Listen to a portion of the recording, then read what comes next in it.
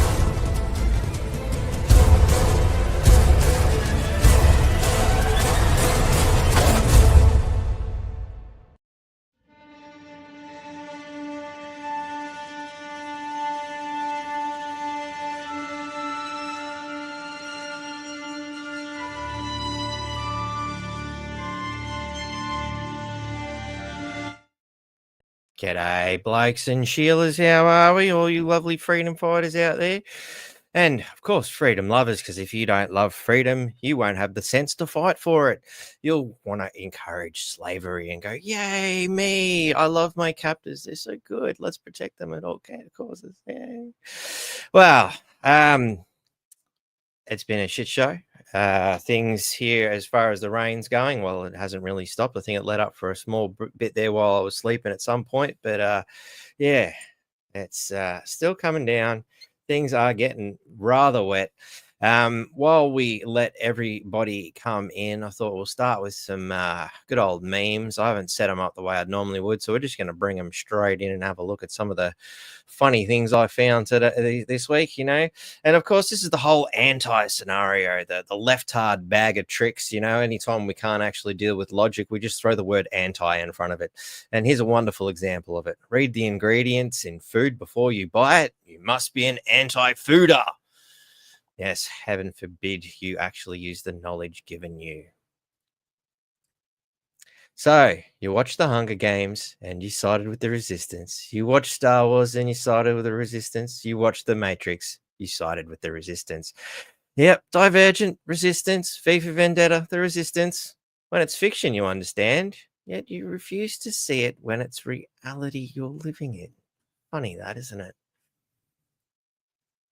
So Robert F. Kennedy's doing some great work with the fluoride stuff. As we've seen on January 20, the Trump White House will advise all U.S. water systems to remove fluoride from public water. Fluoride is an industrial waste associated with arthritis, bone fractures, bone cancer, IQ loss, neurodevelopmental disorders, and thyroid disease. It's not me saying it. That's Robert F. Kennedy Jr. saying it. So there you go. We'll have a look a little bit more into that. Of course, we'll probably be jumping off of YouTube at that point.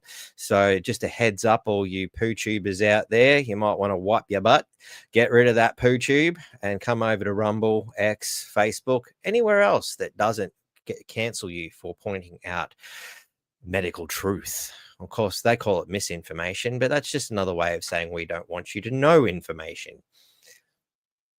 So this one actually goes with another post, but I thought, let's bring it in. We'll have a laugh at it to start with, and we'll see the relevance of it later.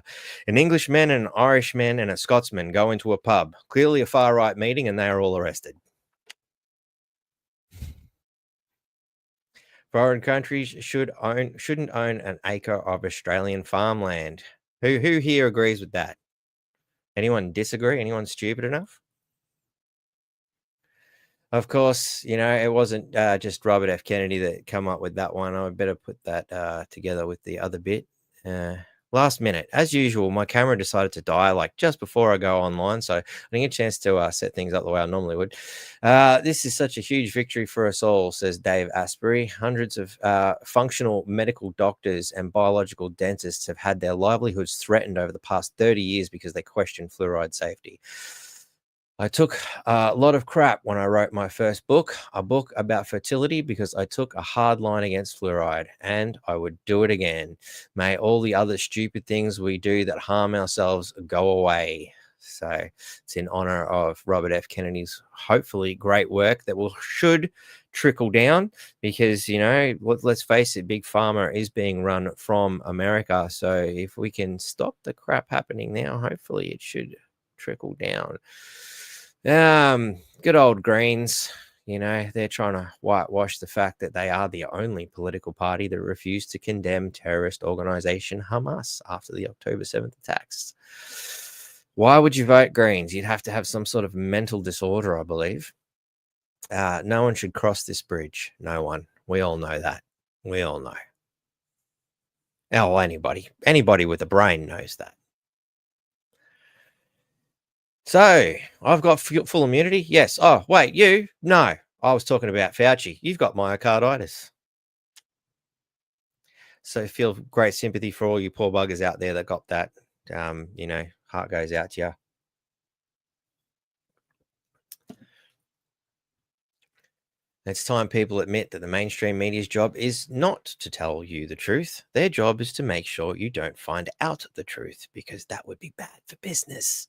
Of course, we've got a little story on that coming up later, that's for sure, because, yep, they're doing it again. Flat out caught lying.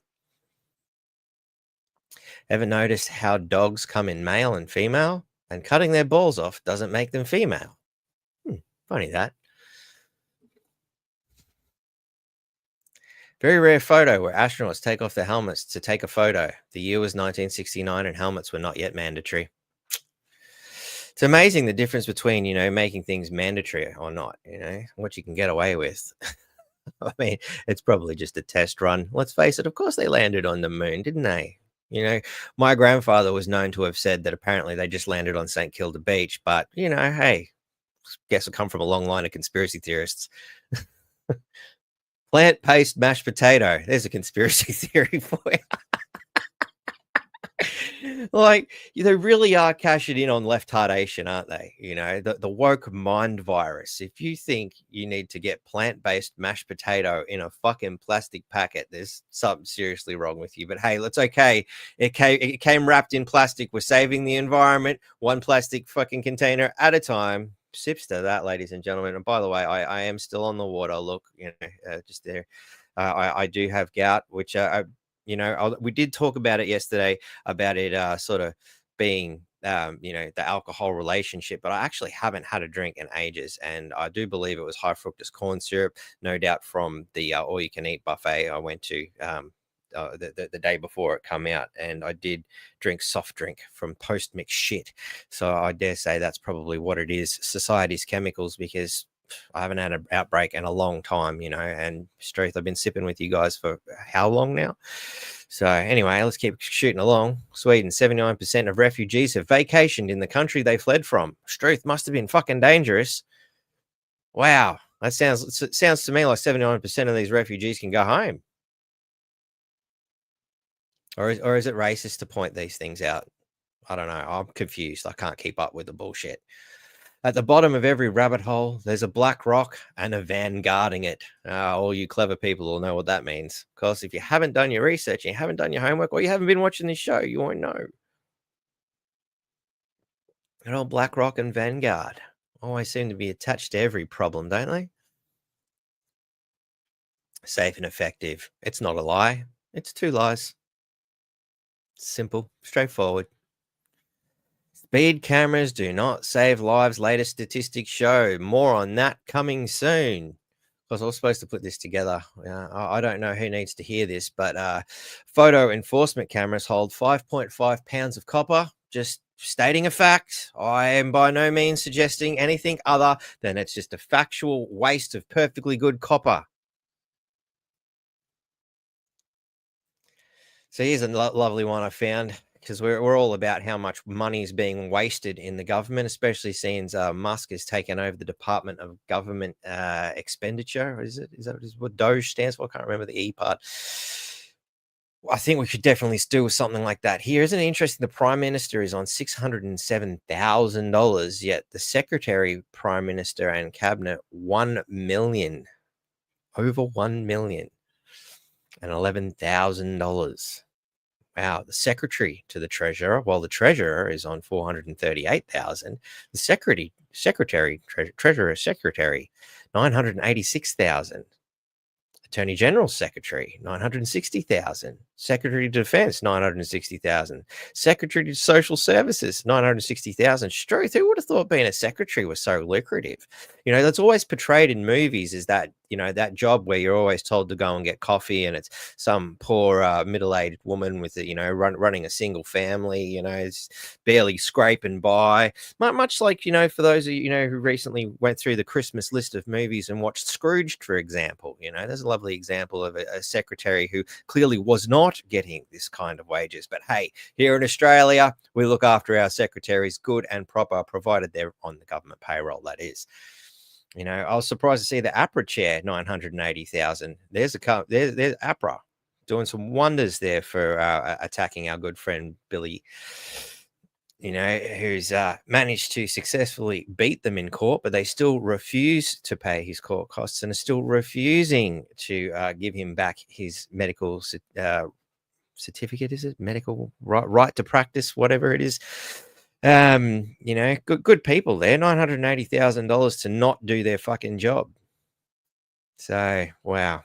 ASIC, some more bloody useless mobs who seem to be around a lot of corruption investigations, $858,000. CEO, Services Australia, just services in general, 827,000. Struth. Bureau of Meteorology, the guy gets his job wrong every friggin' day, $551,000. Wow. Today's weather has scattered aluminum, patches of barium, and a fair chance of ethyl bromide with polymer fibers.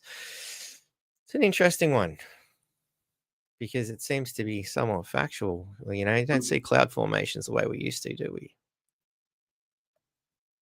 And last, but certainly not least, one for the wokesters out there. We know how you won't spank your kids, but you're willing to cut their nuts off. Very kind of you. So courteous. So courteous. So anyway, let's quickly have a quick look at where we're at. Let's bring it right back to the beginning. So our wonderful weather support here. G'day, Manifesto Music. How is the studio looking today? It's a tragedy to hear she's gotten a bit flooded. So as of 1 p.m. last night, that's what it looked like. Let's give it a bit of a refresh and see what we're looking like at the moment. Oh no, it's 1 p.m. Sunday. Okay, so that's kind of what we're looking at. It's still pretty shitty. We go back to earlier in the day. It was a little less shitty. Still shitty. Yeah, still pretty shitty. Getting shittier. And yep, more shit weather. Yep, it's still shit. And here we are roughly around now. Very shit. Our future predictions, still shit. Yep, it's still looking crap. I'd make a great weatherman, wouldn't I? Weather, shit ass. It looks like it should ease up overnight to the yellow as opposed to the big white. We've run out of colors spectrum. But it looks like Monday is going to return back to we've run out of colors. So it looks like we're in for the long haul, ladies and gentlemen, for yet another day. Oh, look at that. It's going to absolutely smash down, apparently. That's if, these guys predicted things accurately or not. So it doesn't look like it's going to stop. It's going to keep going. And it's hopefully going to ease off by Tuesday, apparently. So We're in for a big wet one. Things are not looking good. Let's check out where the dam's at. I had a look last night. I was 130%, even though it's supposed to be open. Current dam levels 159.67. Let's just round it up to 160%, shall we? So it's raised an extra 30% since I checked last night. And I can just quickly add in last night's screenshot, which was taken at 10:22. So that's how much water we're getting. That was last night at 10:22. Today, we're looking at that. So just as well, they opened it up. But again, it makes me wonder, they trust the Bureau of Meteorology. They trust the science and all these things. They knew it was coming. It was being reported all over the radio on Monday and possibly earlier that, yep, we're in for a big wet one. Cyclones are forming. Shit's going to happen. Why didn't they start opening it earlier? That's the big question. So, as I did say yesterday, I did request our elected mayor for a comment, and he was kind enough to get back to me. More than I can say for, the rest of the council, who generally tend to lie through their teeth, don't you, Christian? So, yeah, he's basically said to me, "G'day, Mark, hope you guys are surviving. We've just been evacuated from Rosslea. My comments are more around the limit on bags for sand. A lot of people turning up and there's no sand, no bags. This could have been done a few days earlier. Like I said, it's not like they didn't know. Also, releasing the water around..." Sorry, I just had to expand that. Let's get that bit bigger. Also, releasing the water around high tide, not what some experts are saying is a good idea, but we are there now. Stay safe. So that's from our elected mayor, removed by those who, rather than preparing for things like this over the last year, spent a year trying to remove him and playing stupid political games so that Anne-Marie Greenie could fucking make herself mayor. Wasn't that nice of her to circumvent the democratic process? We're all really appreciating it as we watch this dam fill up. It was good to see you guys had your priorities in order for the last year. Well done. Well done. So, without further ado, we might bring in a few guests we've got here, some residents around town. We've got Andrew Watts from Magnetic Island. How are you, mate? Yeah, good, thanks. How are you, Mark? Yeah, we're surviving, mate. We've found a new leak in the window. I've had 2 silicon attempts at it on the lesser rains we've had earlier today. Oh, not earlier today, earlier this year and late last year, and I've solved most of the problems, but now it's coming right through the woodwork. So, yeah, it might need a new paint job, I think. So, yeah. And also, we've got Tracy, long-time Townsvillian resident. How are you, Tracy? Yeah, pretty good. Thanks, Mark. How are you? Yeah, not too bad. I'm surviving. So, I thought maybe we might start with what Andrew's got here, because what I found interesting, something that Alan sent to me a little while ago, and just give me a second to bring it up, was some flood damage from the previous rains several weeks ago. How are things looking over there on Magnetic Island today, given that all drainage and stuff were getting blocked with just a little bit of rain not so long ago? Yeah, well, Suning Street Bridge at the end of last year, they closed it off because there's debris washed up against the beginning of the drain pipes and put pressure on the bridge, and one pipe moved sideways and the water went up through the road and it created a bit of damage there. And it looks like they've marked out the removal of about 6 pipes around about 1.8 metres in diameter underneath the road. There's a total of about, I think I counted about 16 in total roughly. And it looked like they were going to replace 6 of them, but I think, you wouldn't know till the water went down with everything that's been, the extra rain that we've had since the end of December. I'd say they'll probably end up having a pretty big job on their hands now. I might have to remove the whole lot and start again. Wow. Yeah, so that's Suning Bridge. But you've got to ask yourself, like down in southeast Queensland, they realised when a few years back they got some heavy rains, council got to work and they started clearing out like all the creeks of any debris, etc., because it was blocking drains up and then it would flood houses nearby. So it's just a case of, I think the council sort of like not sticking to their priority, which is simply maintaining the infrastructure, doing what And council here's is meant to do. this is that bridge, isn't it? Yeah, Is that Standing Bridge? And this was back in on the 22nd of the 12th. This photo was taken, 2024. Yeah. So it's an example of how they haven't been clearing away so much debris. And like, I mean, this log here, you can see that's been actually cut and left. Yeah. So, I mean, it's not council's fault that it rained, but the thing is this has happened in other parts of Queensland. You would have thought like they'd learned from other councils that, you know, prevention is better than the cure, because they're pretty well broke at the moment. They haven't got a lot of money left in the till. From the last council meeting I went to in Townsville, they're down to about $5.5 million at the end of October last year. And, you know, there's a couple of comments from councillors in that meeting of when they're questioning, there's a bloke there that does crunches all the numbers, and they said, well, how are we going for money to get through to when we get the next lot of rates in? And he said, oh, well, we should make it. And then he said, well, we're meant to get a grant, but we haven't got the grant yet. So her words were, I think it was Daru, that came out the comment, oh, God help us. And there was another councillor there that made the comment, well, we're sailing very close to the wind. So they're really, so I don't know how they're going to pay for all these repairs, but look, so they've just got to go cap in hand back to the Premier. They've just borrowed another $100 million just recently for the Horton pipeline project, which is blown out, and 97 million of the 100 million goes to that project to keep propping that up, and I suppose another 3 million into the till to try and limp the council through till the next lot of money drops in the end of March from the ratepayers. Wow. So, and we can see this is just a little bit of rain, the damage and the kind of things that they're going to have they had to deal with a month ago, you know.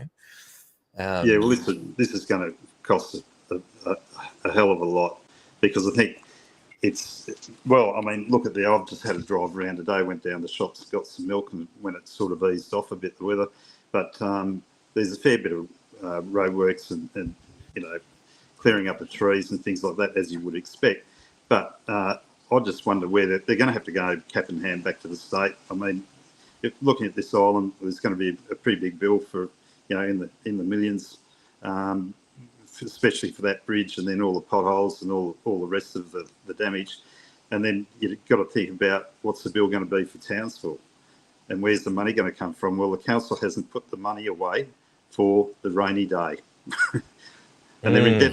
They're in debt $520 million, so they're in debt over $500 million, and they're just limping along, dragging their knuckles on the ground just to try and make it through to when the next dump of money comes through from the rates in March. So let's hope Christopher's got plenty in his piggy bank to go and hand out. Well, let's hope he still remembers that he was Townsvillian born and bred and has a little bit of love for the town left. Yeah, you know? As a former councillor, he might have pour some sympathy on him, or have the sense to go, this lot couldn't organise a piss on in a brewery. Well, I think really at the end of the day, if they're sailing that close to the wind, you take an example of down at the Sunshine Coast. That council, the population there is 370,000 people, and we've got 200,000 people here. They're in debt to the tune of 375 million, and they called in the administrators for that one, and yet we've got a lesser population by 170,000. We're in debt 520 mil. So sorry, I think if we're down to this point, it's only going to get worse. So probably, for the sake of the ratepayers, it's best that the administrators come in sooner rather than later, because we've got another example of the northern beaches in New South Wales, north of Sydney. The council meeting at DY just about a week ago. How would you like your rates to go up 39% in one hit? Because they've come adrift as well. And if we don't do something here, or if Christopher doesn't sort of realise that, you know, things are going to get a lot worse in the not too distant future, then we could potentially be up for rates along those lines as well. We've already had a rate increase of 5.1% coming up at the end of this notice. So the only way out for if we leave these guys here is that they'll just keep increasing the rates because they have no other option. They're so far down the borough. And the Horton pipeline, that's been, the pipes are made by Iplex. I'm not sure whether they're the contractors putting them in or not, but there was just a claim in Western Australia against Iplex for 160 or 158 million, something, well, don't quote me for the exact figure, where all the plastic pipes that went into all the houses over there for a period of time, well, now they've got to cough up $80,000 for each house because the pipes leak. So they're the same company that have, supplying these pipes for the Horton pipeline. And there's something came up on Troy Thompson's Facebook page. There was a guy that worked there 2 years ago. They did stage one, did a pressure test on it, and it leaked at every joint. Well, it seems like a common occurrence with a company called Iplex, that they have a bit of a leaking pipe problem. You got to wonder why our leaky government keeps employing them then. If they've got such a wonderful track record, like who's vetting these projects? Who's bringing these people in? G'day, Shona, how are you? It's mystifying. And again, we had that huge rain event, and I do have a humorous little bit of anecdote to go along with the rain event I'll bring up in a minute. But let's come back to reality as we deal with the fact that 6 years ago we had this huge rain event, and One Nation at the time said, why wouldn't you upgrade the friggin' dam? Because how many tons and tons of water has gone down the gurgler? Hang on, I brought up the wrong screen. Getting a mirror image of ourselves. Not that one. Our dam's now at 160% now. It got to where was it? In 2019, is it that one? Yeah. Over 200% capacity, 244.8% capacity. Now, had we had a dam that was capable of taking that amount of water, how much reserves would we have had for those 6 years? Here we are again about to flush the same amount, if not more, down the drain or out into people's homes, again. People have already been evacuated, because they didn't upgrade the dam. Instead, they're building this stupid fucking pipeline. Yeah. What the fuck? Well, they're still building stage 2. And as far as I know, they have, unless somebody who's listening to this, it'd be wonderful they could come forward that knows more about the pipeline than myself. But apparently stage 2, they haven't resolved the problem, but they're still just flogging away and building stage 2. And it's just simply going to leak 20%. So, and I think everybody knows out there pretty much, if you've got any pipe in the ground, you've got a leaking joint, that pretty much that area is going to get wet and there's going to be subsidence and the problem's going to get a bit worse. So these are not concrete pipes, they're not steel pipes, they're a fiberglass polycarbonate. I can't quite remember that title to it, but it's mainly a fiberglass pipe, and maybe they're just getting deflection or the joints haven't been engineered properly. But and now with this rain in the trenches, I'd imagine that's going to slow the project up more so. So I think it's at $720 million, that pipeline at the moment. So the rate it's going, it's probably going to end up being $1 billion project. That's just a leaky 38-kilometre pipe, which is pretty disastrous, really. But, the thing is, Batty and viewers, is that this is being propped up by the ratepayers of Townsville, and that's one of the reasons that they're in the hole. So, where do we go from here? That's why I just think, even for the people working, the councillors and Anne-Marie Greenie and the CEO, I couldn't imagine that, or they didn't speak at the last meeting about a plan to get us out of this situation, this financial train wreck that we're in. So, not to mention an issue of this scale. And again, look, and on that point of the dam, here's the historical data of the dam being overfilled, in 2009, 158%, again, 2010, January, 104% over capacity, so 139 over percent, 2012, 159% over. only a little bit in 2014, 103. Then we went through that big drought period.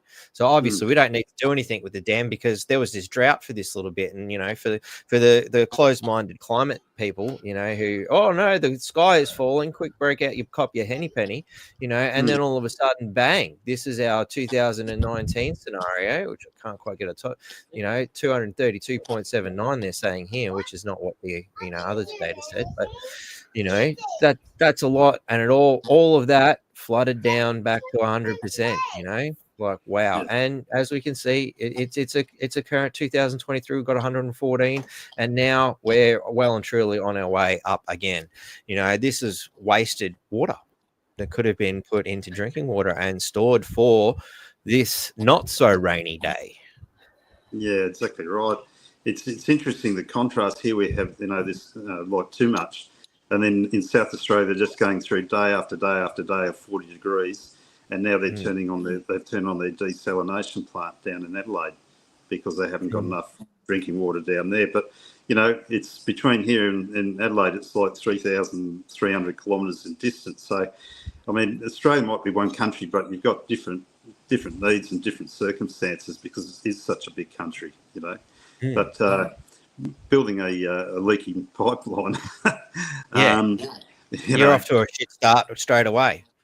Well, they might as well just go along with a backhoe and just dug a trench and be done with the evaporation and just let it flow into the, it's just ridiculous. But I'd love somebody to come forward. The council, I think the local member had asked the council spoke about it in Parliament about 6 months ago. How's the pipeline going, and let's get an update. But all they heard from council was just crickets. But they must know what's going on because they're the ones that keep forking another 100 million, another 100 million, another 100 million out, and they're the ones that are putting the rates up. And this thing of saying, oh, it's because of the cost, their on costs of electricity. Look, yes, their wages have gone up and the other things have gone up. Yes, we all get that. But I don't know of another council with 200,000 people that's in debt $520 million and doesn't have a plan to get out of it and doesn't have a solution to the pipeline. So, and now on top of that, with the amount of the repairs and things that have to be done around Townsville, and there's already a backlog of years worth of work, and this happened up. Sorry, we're signal's dropping out there, mate. I think we're losing you there. You got me now? Yeah, there you go. Yeah. So I don't know where it cut out, but this is just a case of like they're saying, oh, the cost of electricity, cost of wages are going up. That's why we've got to increase your rates. Look, we all get that. We understand that everything's going up and it's fair enough. But we are already paying one of the highest rates in Australia. We're in the top three. Yes, Marie, this is live now. Sorry to cut you off. And just seen Janine post something before. Tracy, is it your birthday and you didn't tell me? Yeah, Mark, it's exactly 1 month after yours. Yeah, I know. I didn't even check the date. It's a second. So happy birthday, Tracy. Sorry, I just said that when I spoke to you earlier. It didn't dawn on me. I was so busy getting this show together. So happy birthday to you. Thank you, and thanks, Janine. Sorry, mate. Where were we? Oh yeah, just that. Council was saying the increase of 5.1% was just due to like running costs. But the thing is, there's so much backlog of maintenance. There's a lot of stuff that's happened now because of the rain that we've had that could have been prevented. Like at Sooning Street there, if they had the creek cleared and just did a bit of cleaning up and a bit of general maintenance, then maybe we wouldn't have been up for like a whole new bridge at Sooning Street on Magnetic Island, which is probably the main one on the island. So prevention is better than the cure financially. But honestly, from the meetings I've gone to, the Townsville Council and the Mirror meetings, look, they're just in another world. They're not really worried about the ratepayers' money. They think they're pretty special people, unfortunately. Not all the councillors, but I think they're just, putting it well, I think they've got a bit ahead of themselves in their self-importance. And if they aren't worried and in their panic boots now about the financial situation, well, we're just going to go further and further in debt, rates are going to have to increase. And I just hope Christopher Foley at some stage or another goes, well, this shit's going to hit the fan at some stage in the next, this 2025. Let's go and get it sorted out once the storm's over and this rainy period's over and everything like that, and go and have a look at the books and go, well, they're buggered, because when you put an administrator in, for example, down the Sunshine Coast, somehow they were 375 million in debt. It was only a matter of a couple of years with an administrator in there plugging all the leaky holes in the whole system. And 2 or 3 years later, they're only in debt 175 million. Wow. So you can see the difference when you put an administrator in. That's the only solution to the problem. Or alternatively, we end up in the same situation in Townsville as ratepayers as the people on the North Shore of Sydney, where their rates have just gone up 39%. And boy, people were protesting at that council down there with signs and placards. Because why should we foot the bill and pay for the mistakes of others? That's just madness. Like where's the accountability? I mean, if I can't pay my debts, I can't turn around and go increase the costs of whatever I'm selling, and I'll turn around to the boss. Sorry, I need you to raise my wages and an extra 39% because I can't manage my own fucking life. It doesn't work that way. Yeah. So here we are. We're just sitting in a position that other ratepayers have done so in the past in Queensland. And then eventually the Premier turns around at that given time and says enough is enough and puts the administrator in, and that's when it gets a revamp and they plug all the holes. But we've got, like I was talking to a woman at one of the transfer stations, she said she's got 5 bosses in admin above her to run the transfer station. So there seems to be a lot of people in the offices there and a lot of duplication. Like, I'm pretty sure I saw in the council meeting there that the council has 2 media liaison officers. I could be wrong, but I thought one would have been enough, just as an example.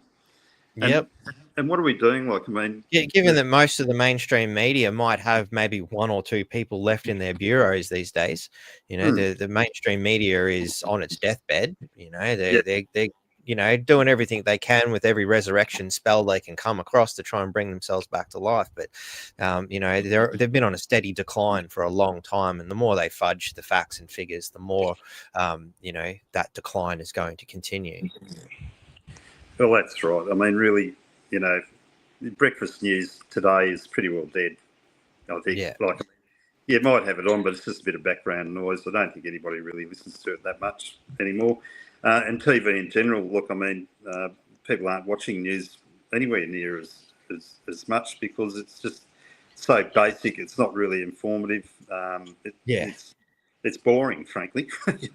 It's definitely lacking in information. That's for sure. Like at my time in the mainstream media, the one thing I learned was how much good information ends up on the cutting room floor due to time restraints, laziness, and economic restrictions. Not to mention, their archaic structure. They've got such an old style of doing things. As we've proved here with this podcast, and Joe Rogan proved a long time ago, people are happy to sit there for an extended period of time to get the information. We want to know what the hell's going on because all we see is chaos. And how many times do you sit around at family dinners and gatherings and whatnot? Well, everybody goes, what the hell's going on? This system sucks. I got sick of hearing it, Well, and you're exactly right. And that's why we've got so many followers watching your podcast. And also the reason that I write things and other people send things in onto Troy Thompson's Facebook page is mainly because, look, be indifferent to the guy. Totally, you can, if you don't like him, don't like him. If you like him. But the thing is, there's only 2 real places that you can only have your say or get some information, and that is on your podcast and Troy Thompson's Facebook page, because Townsville City Council, courtesy of Anne-Marie Greenie, I was outside council when she self-appointed herself as deputy mayor, basically. And the Channel 9. I want to place emphasis on the word acting. It's been alleged that she's not even here at the moment. No. She's off vacationing while Townsville suffers. So it was very good of it. No sooner has she given herself the role of acting mayor, she goes on vacation. Wow. Well, she's not back till the 18th. on the 18th, and on her email it just basically says, "I'll be a bit hard to contact because of where I am."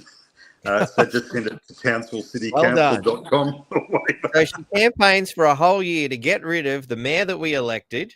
Then she fucking backstabs the deputy mayor that was the acting mayor to put herself in position, and then goes, "I've earned a vacation." Well done, Anne-Marie. If this doesn't deserve her getting kicked straight out of council, as soon as possible, I don't know what does. Because it's the monsoon season. It's not a surprise. It happens every year. Yeah. Speaking of which, Tracy had a few points to make about, as Tracy's been here in Townsville all her life, she's got a far more experience on this, monsoonal season than I certainly do. Tracy, if you'd like to turn your mic on and perhaps chime in and give us a little bit of the background of how long this has been going on for, and perhaps why stupid ideas like building flat level homes on in floodways such as Fairfield Waters, which is fairly good chance you'll be fielding some waters in your home. Might be a nice way of putting it. Your mic's still off, Trace. Okay, somebody get in and gives Tracy some tech support, please. I thought I'd get your opinion while we're waiting, though, on this one. Opposition slams David Crisafulli's disaster response efforts as life-threatening weather rips through Sunshine State. Well, that's pretty good of him. I mean, at the end of the day, Palachuk had, well over 10 years. Bloody dickhead, Smiley's himself, had a very short reign of just a few months of mostly campaigning. I can't see that he did anything at all to prepare for this season. Do you think it's fair that he's going to start having a go at David Crisafulli, especially since I think council preparedness should be there. And as I've pointed out several times in the last few podcasts, council every year around that October-November point start telling us to get prepared for the cyclone season. Make sure you got your cyclone kit, batten down the hatches, be ready for this shit. But when it happens, it seems that every tier of government seems to be behind nowhere near to be prepared. It's a scenario, isn't it? It's just a reoccurring sort of event. When you just made me think. Then how you get fire preparedness and you get cyclone preparedness. Why don't they go and just get prepared before the cyclone season, just to go and get the council workers just to clean out all the creeks? Yep. As a preventive, just as a matter of course each year. And I believe we've got 10 council workers here on Magnetic Island, and they're great guys and they do a great job. They're just lovely blokes. But an interesting thing, there's a couple of girls who've got a gardening company here on the island, and they're the hardest working girls that really work hard, do a great job. I wish I could remember the name of their business, but they'll know who I'm talking about. So they tended to the council to go and do the extra work around the island that is above and beyond what the 10 guys do. And they gave it to somebody from Townsville. And so they've got to pay for them to go over on the boat and everything like that. And I just can't work out simple things like that. Why wouldn't they give it to a couple of local girls that are quite capable of handling the work? And they just continually, this council just seems to farm work out to mates all the time. And it's just so really disappointing.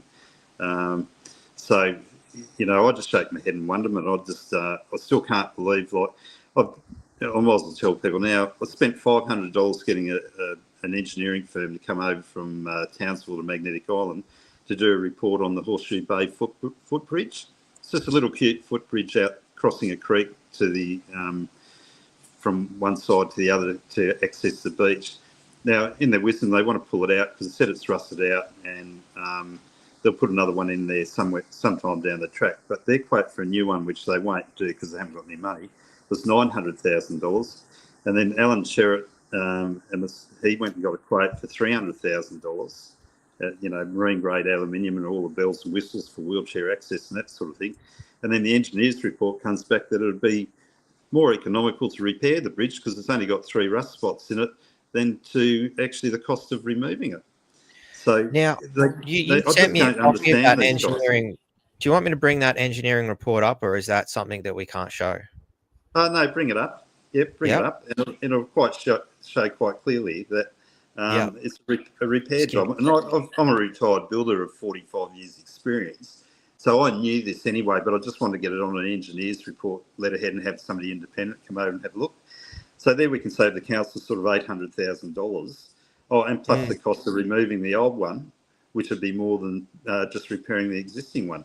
And in their wisdom, the council don't look forward and realise they'll lose 12 car parks on that side where the workers walk across the footbridge to go to work, and that'll make parking harder on the foreshore of Horseshoe Bay. It's also a fire exit as well. If there's a fire, they can run across that bridge. And also, they've just spent a fortune upgrading the track to go to Balding Bay. Now, there's two ways to get to the beginning of that track. One is to walk along Horseshoe Bay, the foreshore on the sand, which is now washed out completely because of the flooding. But that was hit and miss to get down that way anyway because of high tides and that sort of thing. So the next alternative route to get access to the track where they spent over $500,000 upgrading is over, guess what? The footbridge. Right. You know, how dumber is dumb? Like, you know, they make SpongeBob look good.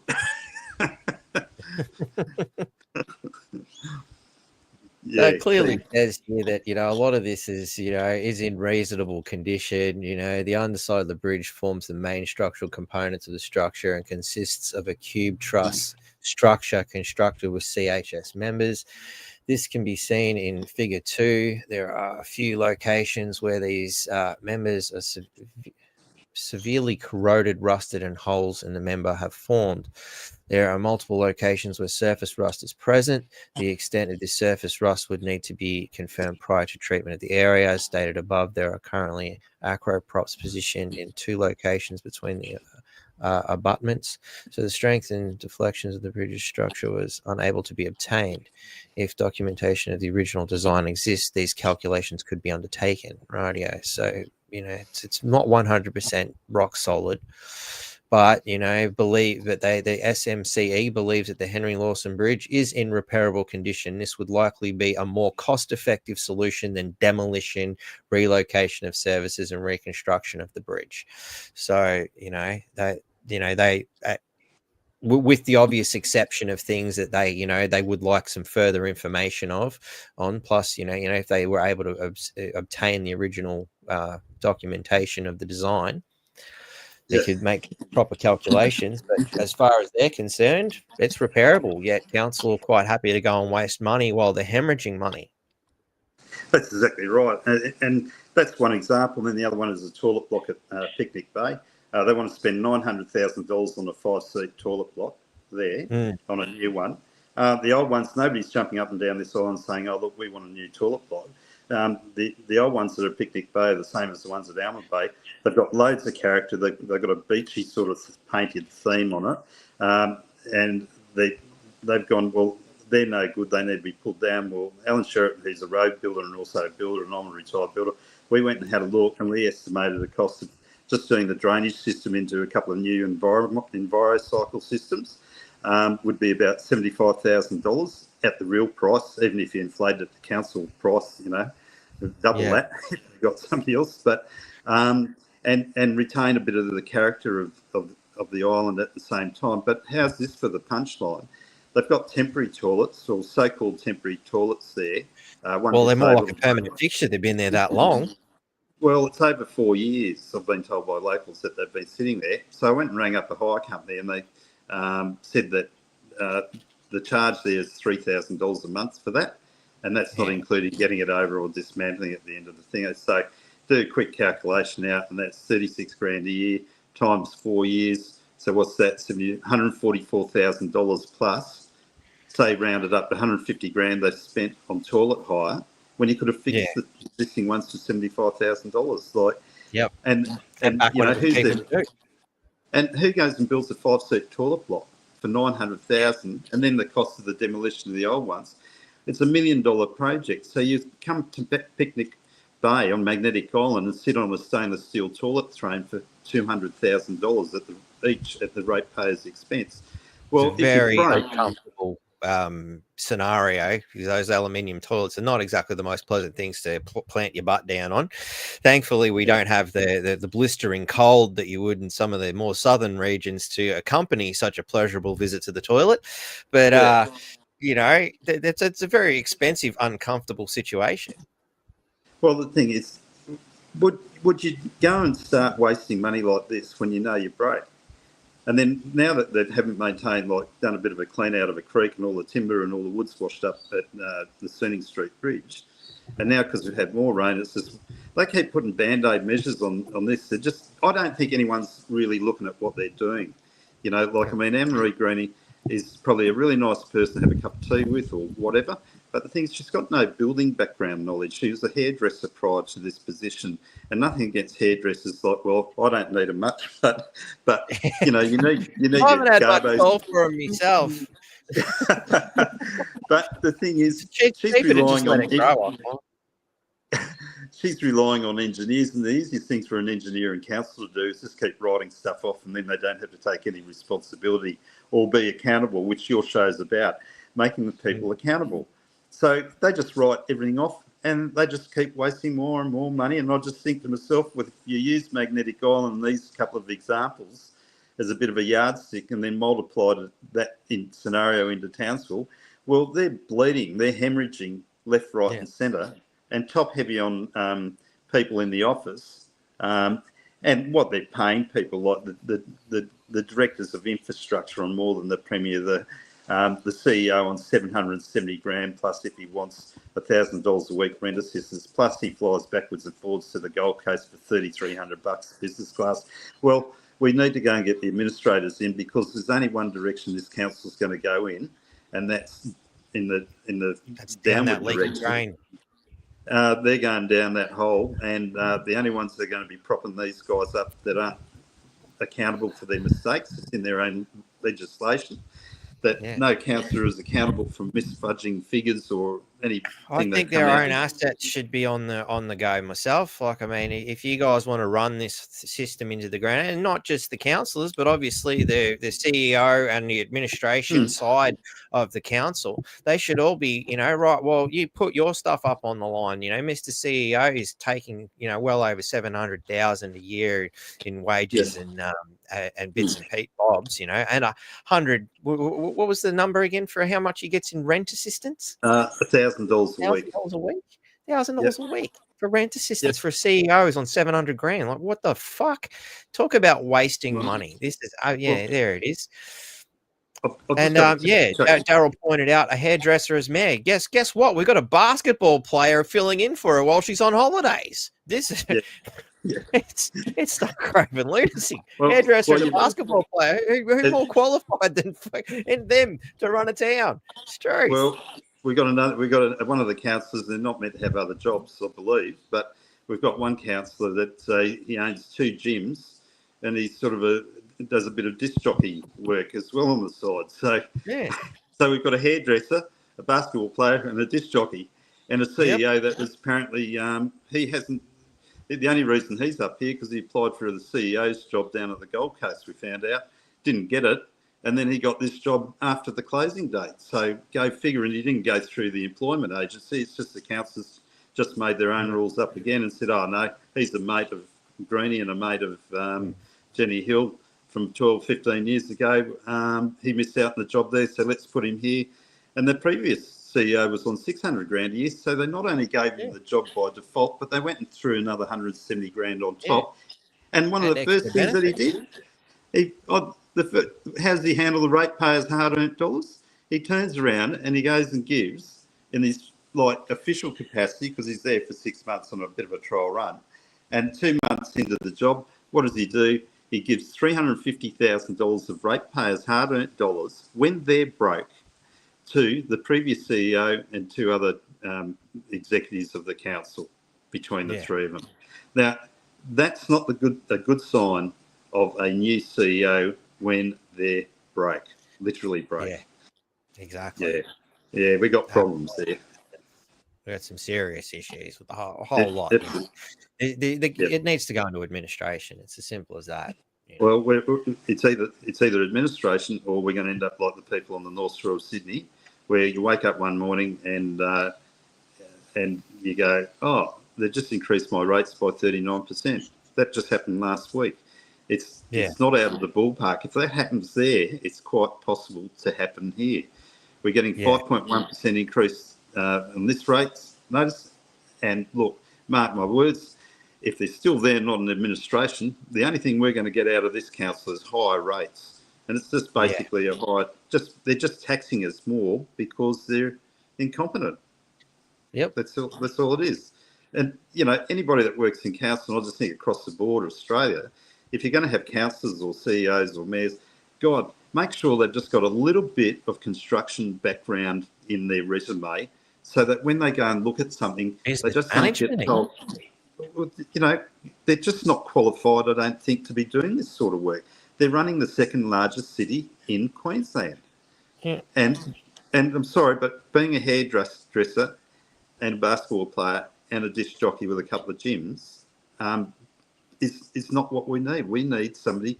I mean, I'm not going to go on the Trumpism thing, but I mean, why wouldn't we have somebody in council that's owned a business, a big business, and has proven their worth, that they've been successful, they know how to manage money, they know how to manage a budget, and they respect the people's money. And all we keep getting is people that aren't qualified to do the job, and that's the mess that we're in. That's what's happened. Yeah, it's madness. But I think we got Tracy back. Tracy, do you think you can give us a bit of a history of the wet weather scenario here in Townsville, please? The wet weather. Yes, well, or monsoon, perhaps. Well, it is our monsoon time of year. So this is when we would get our monsoons and when we would always flood. Townsville's always flooded. It's never not flooded. Except for that dry pack period there. Oh, of course, when we had the drought and when we didn't get any monsoon or heavy rain. But, my mother right back would always say about, going to school, having to walk through water. I was talking to a retired engineer earlier.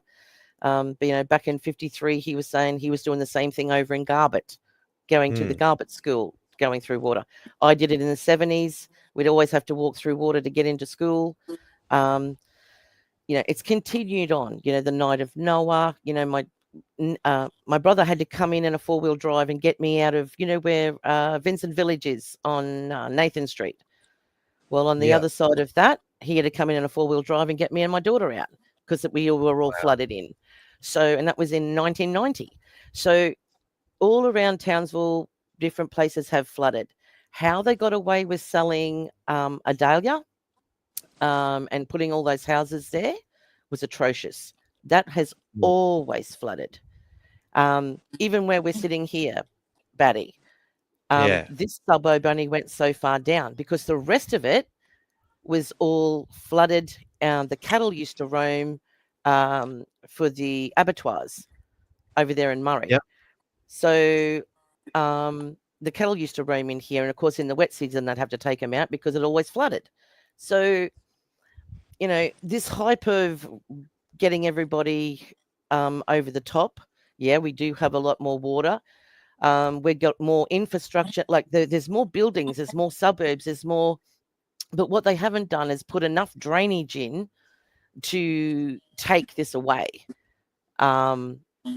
So I've got a park behind me out in Kerwin. It's completely just about completely under at the minute. So I'm waiting to see overnight if that's going to go over because they just haven't done enough with that over time. Yes, they have sunk parks to fill up with a lot of this water to try and take some of that flooding away. But at the end of the day, Townsville has always flooded. This is not something that's new. Yes, it was worse in 2019 because of her not opening those floodgates. So she should have opened the gates, and they do have them under control. But after it gets to a certain height, it goes on automatic. Once it's on automatic, then those doors open themselves. And that's exactly what it did that night when they opened up and all that water got released. And where could it go? Nowhere, except down Ross River and then into the suburbs. But she wasn't held accountable for that. No one seemed the triple C didn't think that she needed to be reprimanded for any of that, so she got away with it. Yeah, amazing how much, and they're still stuffing around with Troy's investigation and put him on bloody 12 months suspension while they stuff around. She's flooded thousands of people's homes. Nothing. Oh, sorry. Sorry, mate. I just clicked something No, because I've been you're doing right. the comments as well. Yeah, I just noticed the comment stopped. I thought I better get going. You thought the same thing as I did. No, it's all good. Where were we?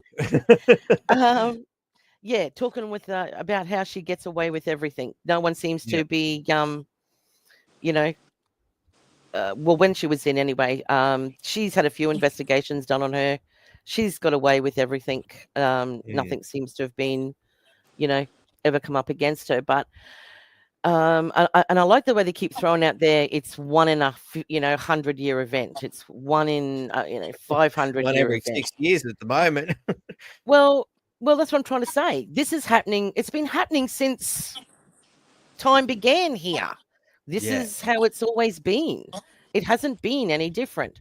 It's just that the levels are getting different now because of the way like I said, the Adalia was never there.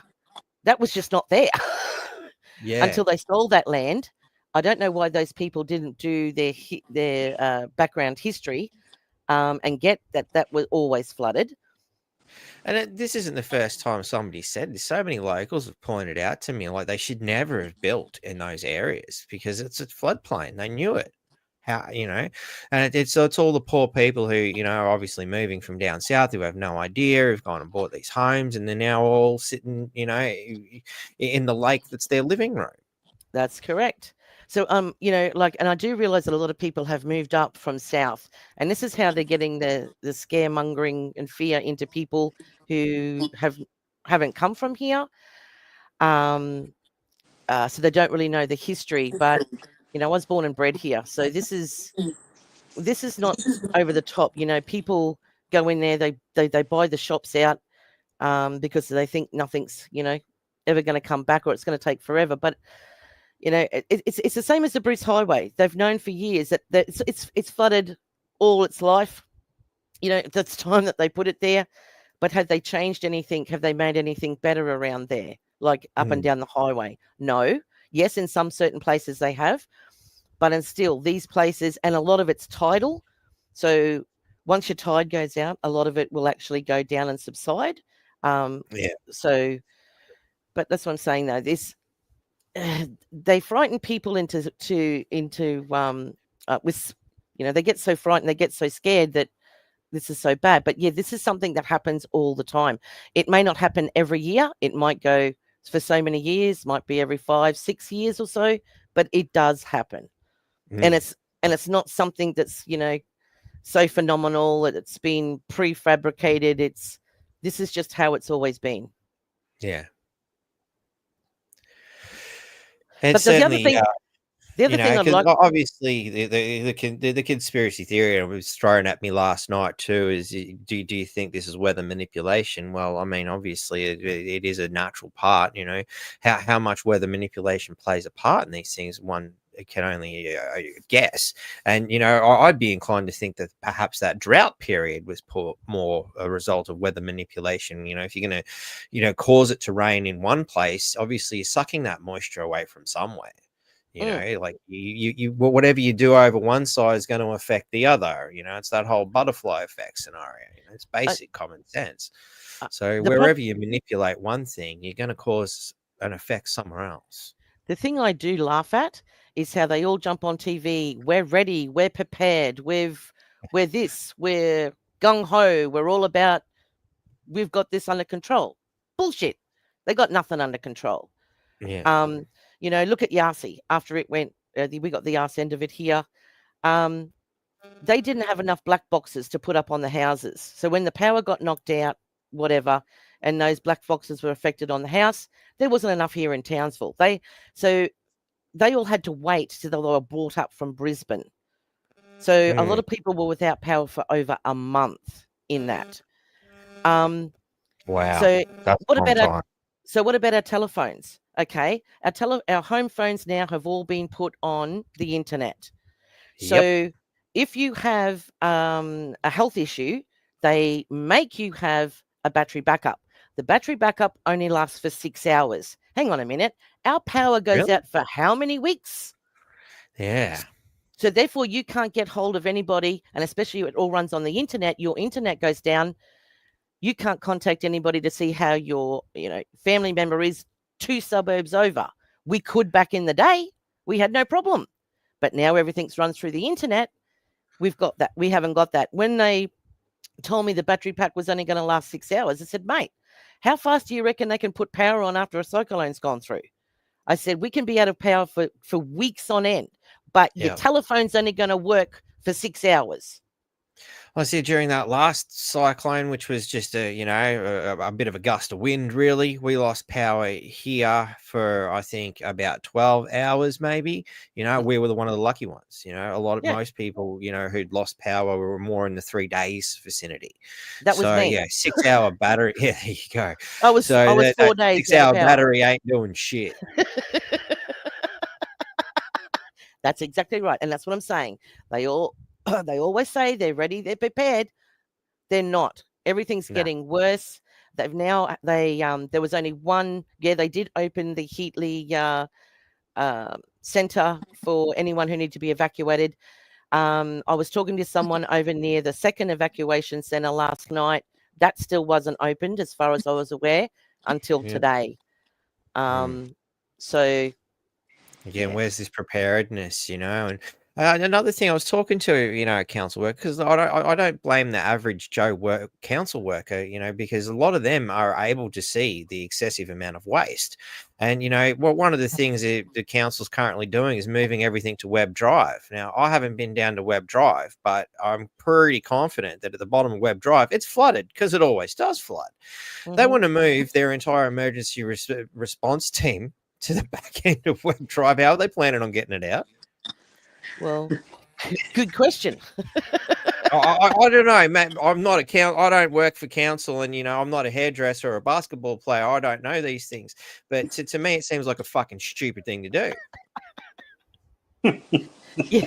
Yeah, exactly. That's another place that's always flooded as well. So unless they've, and I haven't seen them build it up extremely high. So but the other thing, Batty, too, I don't know if everyone was aware of, but so that flooding in 2019, so they got the army guys back on base.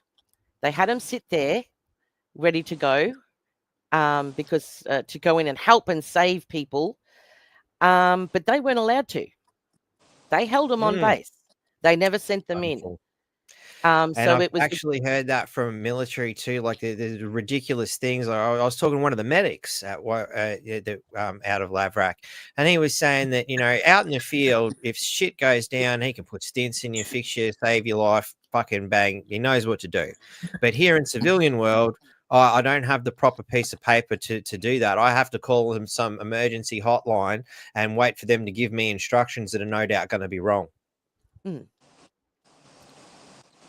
Well, there was people over there on Queen's Road, all in through that area, that needed to be rescued. I know that my brother-in-law went out to get some of them from over there. There was guys with trucks over there, putting people in the backs of trucks and transporting them to those facilities. But the army guys were held back for a very long time. They only come in to help clean up virtually, not to actually rescue. Yeah. Yeah, I do remember seeing the military coming around 6 years ago, doing a lot of big cleanups, and that big area just near the office works up the top end of town there, with a massive dump site. I do have some footage of that around here somewhere. I'll have to dig it out, of the amount of wastage of stuff getting thrown out, and things like plastic chairs were getting thrown out, like shitloads of them, because the insurance company was like, if it's touched the water, just throw it. You can hose down a plastic chair. Like, I'm talking like the plastic garden chairs that you have in your outdoor table settings. People are throwing them out because the insurance company were paying to get new ones. Mm. You know, it's just stupid shit, you know. I mean, granted, some things like, okay, your fridge is flooded and it's had sewage through it. Yeah, okay, chuck that out. But a fucking plastic chair that you can hose down, seriously, come on. Well, this is You going know, to be interesting about how much the insurance is going to charge now. And on top of that, who's going to be eligible to get insurance on their house in these flooded areas? Because yeah.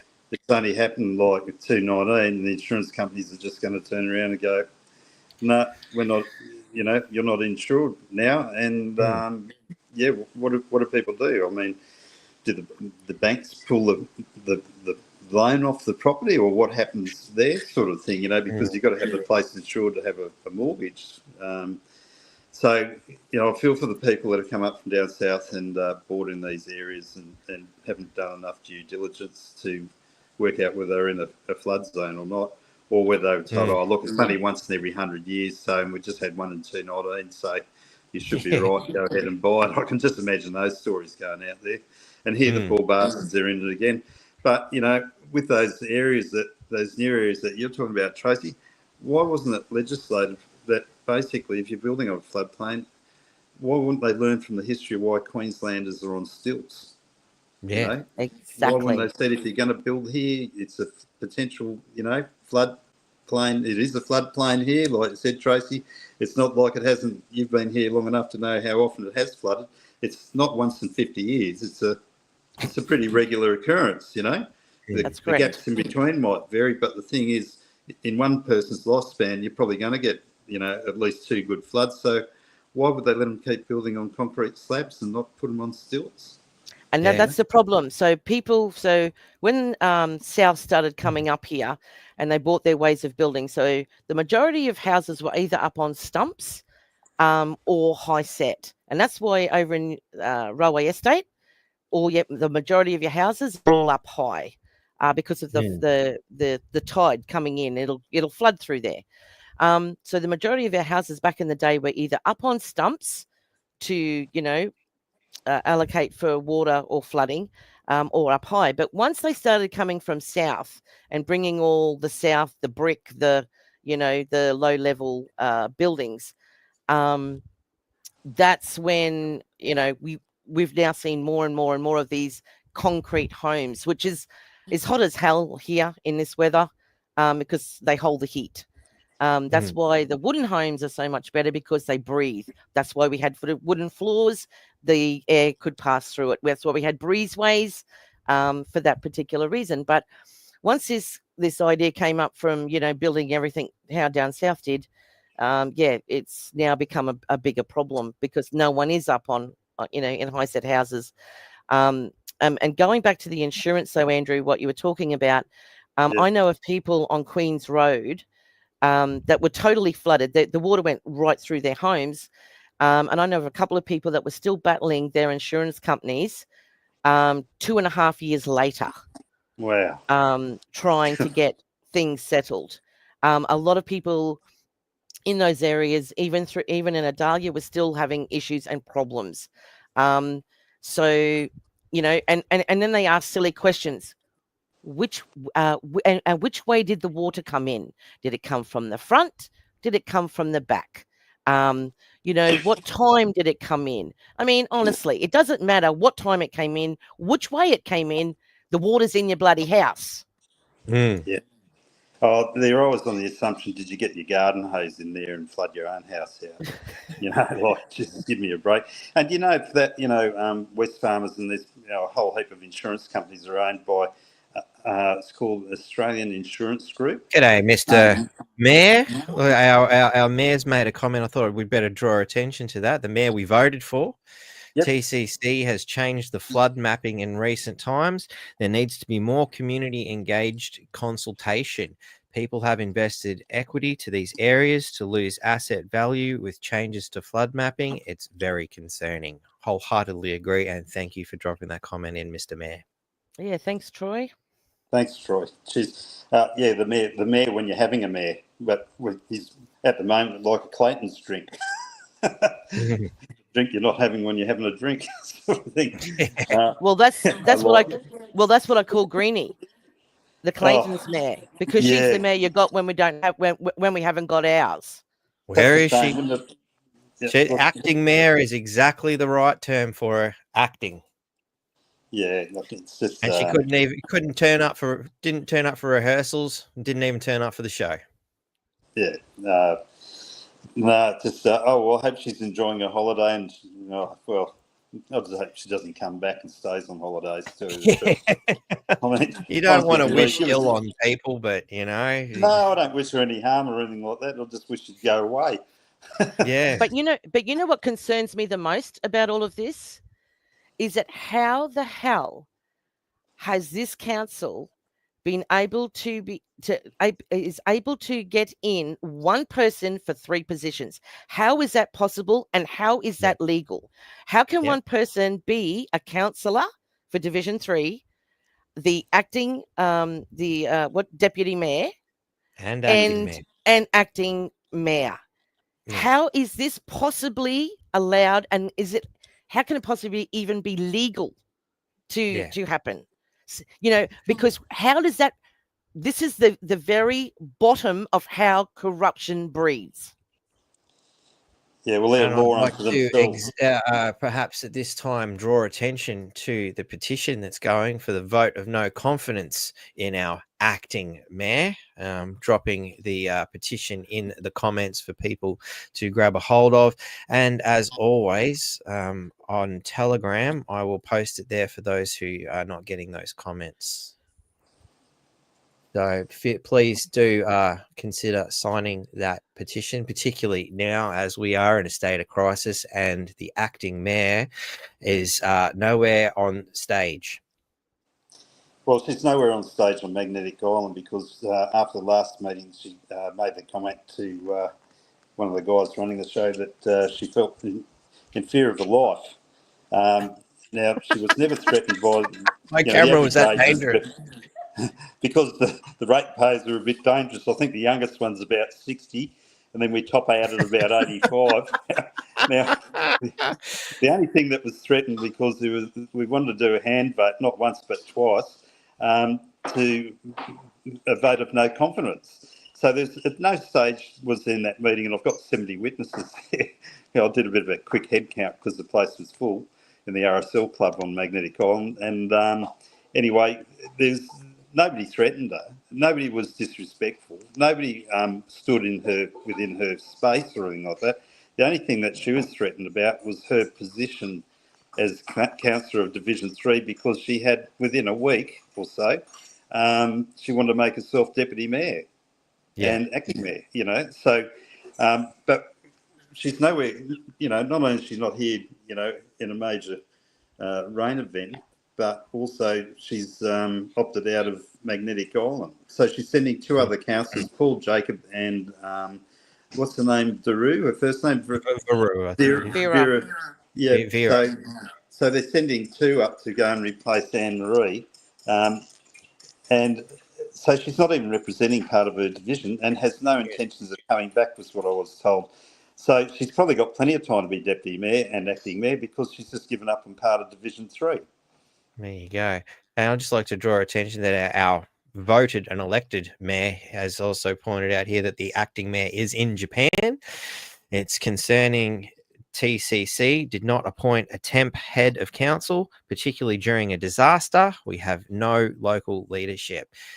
Yeah, very concerning.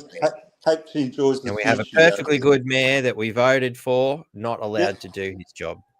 Yeah, that's it. Oh, so she's in Japan, exactly where they're complaining that they're getting too many visitors, and because they're trying to cut back on how many's actually coming into the country. Oh wow! Oh, so she's gone along to help that, has she? Well, she's so talented. With all the jobs she can do here, why not go over to Japan and help them sort their problems out too? Oh, you know what, Tracy and Betty? We're probably paying for that trip. Yeah, I know. You have to wonder if it's a TCC funded expedition. Actually, maybe that's why she needed to appoint herself deputy mayor. She needed that extra spending money on her vacation. Yeah, it's a study tour on how to build bridges for sure. Well, I hear the Japanese are pretty good at infrastructure, but perhaps she has gone on a working holiday to learn. Well, there's 36 million people in that city. It's the most populated city in the world. And well, it's good she's going over there to go, and she might pick up on a few things. Maybe Yeah, public relations might be so. one of them. Let's hope so. Yeah, well, I hope she has a good time and comes back to some fresh ideas on how to communicate with people. And look, sadly, she probably doesn't even realise where she's going wrong. I mean, it's not that hard to go and walk into some of the businesses on Magnetic Island and say, hey, look, we're going to shift a few bus stops around. Just see that you're the local news agency and you're the local dive shop. Just come in and shake their hand, introduce yourself and say, oh, hi, I'm Anne-Marie Greeny. I'm the representative for Division 3. This is what we're doing. If you've got any questions you'd like to ask or anything like that. Now, she would get so many votes and we would be so popular if she took that attitude, and it wouldn't take that long to do. And I sort of feel sorry for her because the thing is, somehow along the lines, she's just given up on that idea or never ever sort of thought about it. But that's the best thing to do as a councillor or a deputy mayor or as a mayor, is to go and say g'day. You know, I'm here for you. Here's my email address, here's my number, and just make some contact.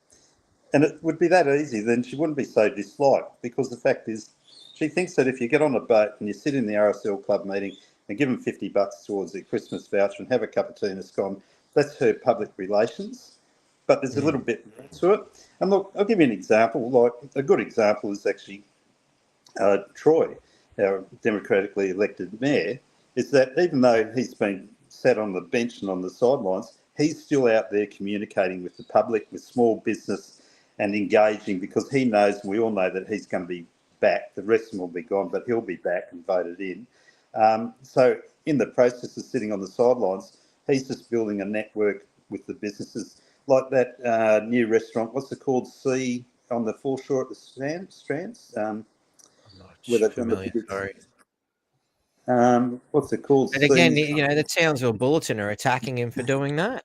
What a horrible person, getting out there and trying to, get a community engagement. Like, they criticise him for being put on a paid vacation, yet he's out there trying to do something for the people, and they give him shit for that too, while they, allow the acting mayor to go on holiday. And I haven't seen him say a boo about that in the mainstream media. Troy has always been about listening to the community, going out there, getting involved, listening, talking, getting people's opinions. The rest of these councillors, including our acting on every job she's got, they all they're hard to get hold of. They don't want to reply. You can't just make a phone call and speak to somebody. No, because that's not the way it works anymore. You can't get answers. These are hiding. I've actually brought it up with one of the other councillors, and I said, mate, haven't seen you even in my community. You've been in my area for 7 years. I don't see you out and about. I can't even get to talk to you. I don't do emailing. The only thing I can do is either write a letter or ring you. So, I should do something about that. Well, how else are these councillors that are supposed to be working for us, making our city better, if they're not communicating with the people that are living in it? Troy's the only one I'm seeing that's going out there and doing that. The others are all hiding, because why? They don't want to hear the negativity. They don't want to hear someone rip them a new arsehole because they've done something wrong. Because why? They can't take it. So they hide behind the walls of council and don't step forward and don't take accountability either for what they do and what they say. Well, they're in total lockdown, Tracy, at the moment, because there's a group of protesters that go there. The public are asking questions. And so I'm sure they've had a meeting behind closed doors, is that the only thing they can do is disengage and pass no comments and do nothing and hope it all goes away. Yeah, Andrew, I was there with my sign, remember? I was standing out the front when you were all interviewed. So, I'm one of those that go, and I try and get to every meeting as best I can, because no one else seems to be turning up. No one else seems to be saying anything. So the group of us that do go and try and do it on a regular basis, there's not a lot of us, but we do try and attend as best we can. Yeah, it'd be lovely while we're on it. If when's the next meeting? Can we invite some people that are listening? We'd really appreciate some more numbers coming along, because it does have an impact. And do it for yourselves to help put them in administration, because if you don't, you're just going to pay higher rates. As simple as that. You're just not going to get out of it. They're scraping and bumping along the bottom. So if you wouldn't mind, Batty, if you can go and put the next date up there, that'd be really appreciated. So I've got something here actually that got sent. Yeah. Just trying to find it. Yeah, I can't remember. Isn't it convenient when you sit upstairs in the gallery that the speakers don't work? So you've got to, and they've got bulletproof glass across the top of the. Are we talking about the next Townsville Council meeting? Is it? Yes. That's what you're after. Yeah. Council meeting. Well, thank you to our mayor again for pointing out that Councillor Greenie is on the Twin Cities Committee. Osaka is one of them, so it is possible she may be there visiting also.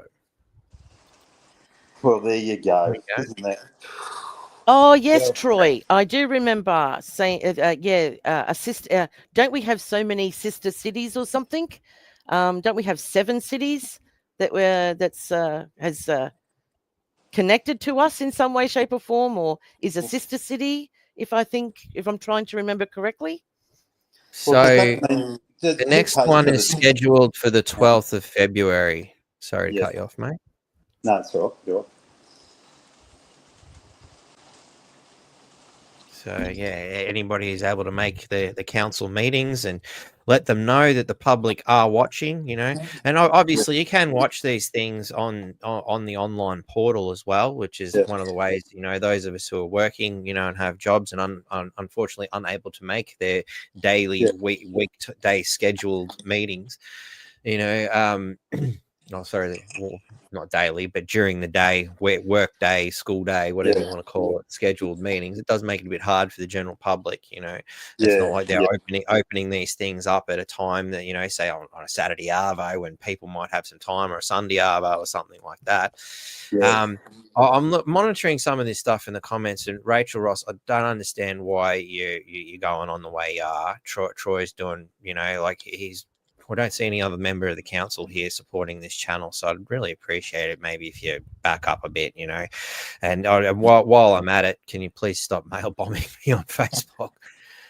I don't know how many times I've got to point these things out, Now the other thing I'd like to point out also with what you're saying, Buddy, with this with what she's saying there about the regions have flooded for years and still no facilities. That's correct.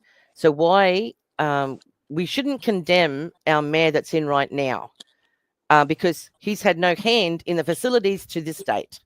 Yeah. Now, where spend the whole time defending himself.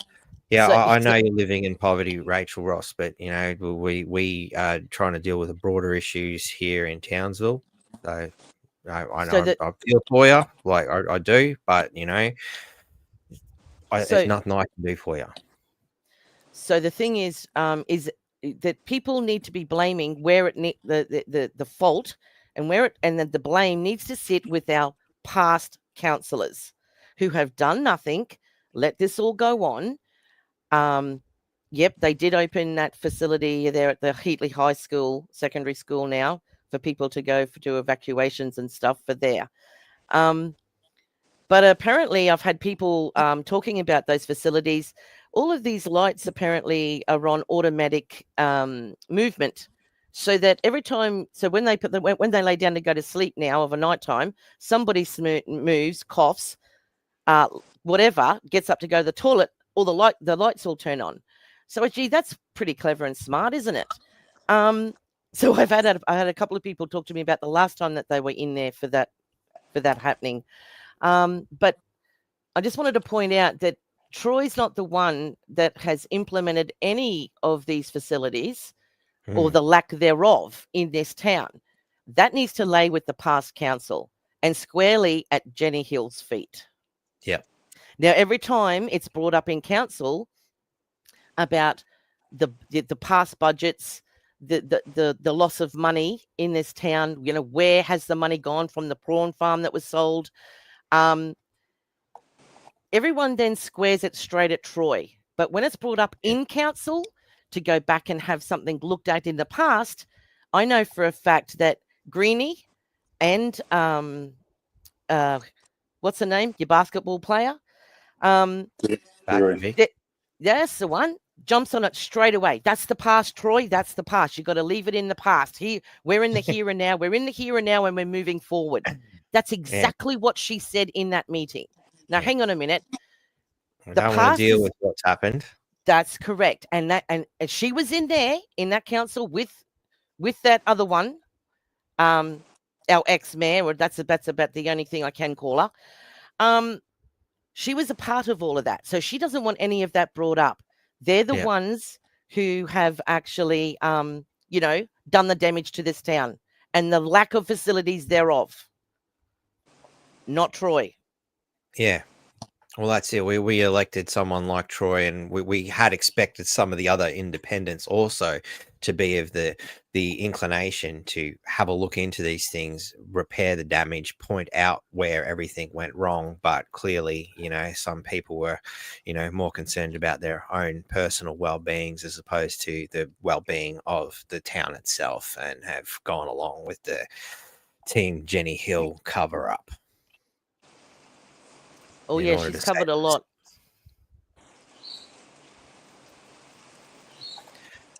Hey, I just want to know, if you don't mind me butting in here a bit. Look, it really gets my goat. I just really want to know how I can find out you might be able to put me in the right direction. Are we as ratepayers paying, if it's a sister city, pardon my ignorance, can somebody just tell me, are the ratepayers paying again for any part of her trip if it's a sister city in Japan? You have to wonder. Quite possibly so.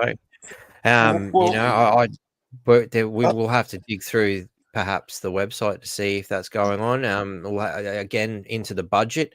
I have found some interesting things in the budget so far that need to be dived into a little bit deeper, but it's all very heavily UN based. A lot of the things that are written in there, their desire, for example, to, become more inclusive and things like that. And it's been brought to my attention, and we will be getting some more documentation on this, that in order to get a Townsville tender at the moment, you have to put forth your LGABC plan and how you're going to deal with all the specific new genders and all the other ideological bullshit that goes with it. How many Indigenous people do you employ, and all these other irrelevant questions. Not can you do the job, and can you do it well and for a fair price. No, can you jump through ABC left hard wokest fucking shit? It's fucking madness. Like what has this crap got to do with can you do a job? Can you build a road? Can you build a bridge? What I don't get it. It's the theory is it's to try and get rid of your standard small town, average Townsvillian business and keep it in the hands of big business people that are coming from, say, Brisbane, for example.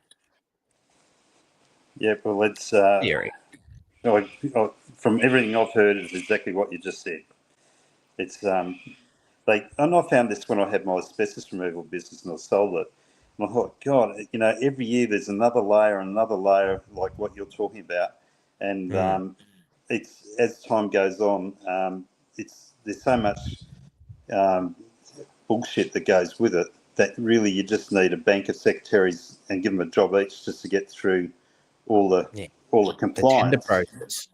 Yeah, and so what happens is you lose your smaller businesses at the end of the day, and it just goes to the bigger guys. So one day you'll be walking down the street and you see every council job's done by the equivalent of Bunnings or Woolworths or a coal size, and there won't be any independents. There won't be any smaller operators. I don't know if you can read this, mate, but Troy's just popped in here. Assets sales movement away from non-council projects is what will get Townsville back on track. We are 2,093 capital works projects. I'm going to insert projects there behind.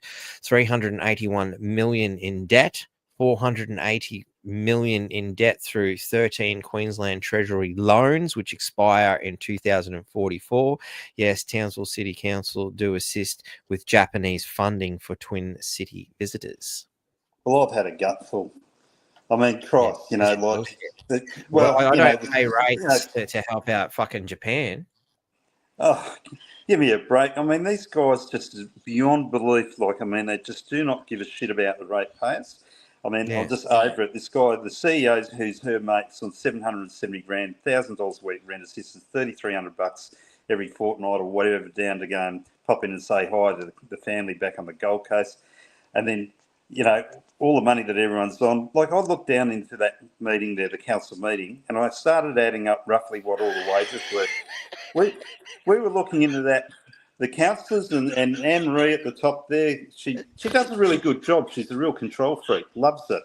You know, when a councillor says something really nice or she agrees with, she does the automatic cheesy white smile and says, oh, that's great, gives them a little pat on the head, you know. And then you've got a bank of council lawyers, but they also outsource their work to two other legal firms. That's on the left-hand side. Then you've got your media advisors. Then you've got on the other side the infrastructure guy that's on more than the Premier, and a banker on there. So I did a quick add up. I'm looking down off the balcony, down into this cavern of abyss of like bullshit, and there's $4 million worth of wages there.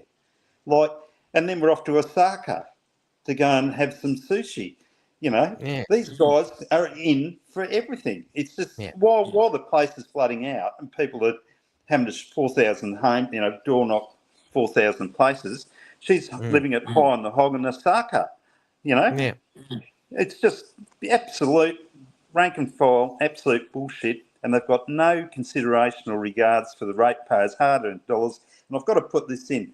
When you're paying $3,800 currently on your rates, you have to go and make roughly $5,000, pay tax on that to your federal government, and then clear your $3,800, and then give it to these clowns so they can go and have sushi in Osaka while the place is flooding out. Like, she's got to get the arse as soon as she gets back.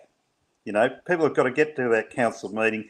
The ones that aren't busy at work and running their business, get off your ass and come and join us, because if you don't, you're just going to get flogged to pieces. You'll wake up one morning and your rates will be going up 39% like at DY Council on the North Shore of Sydney one day.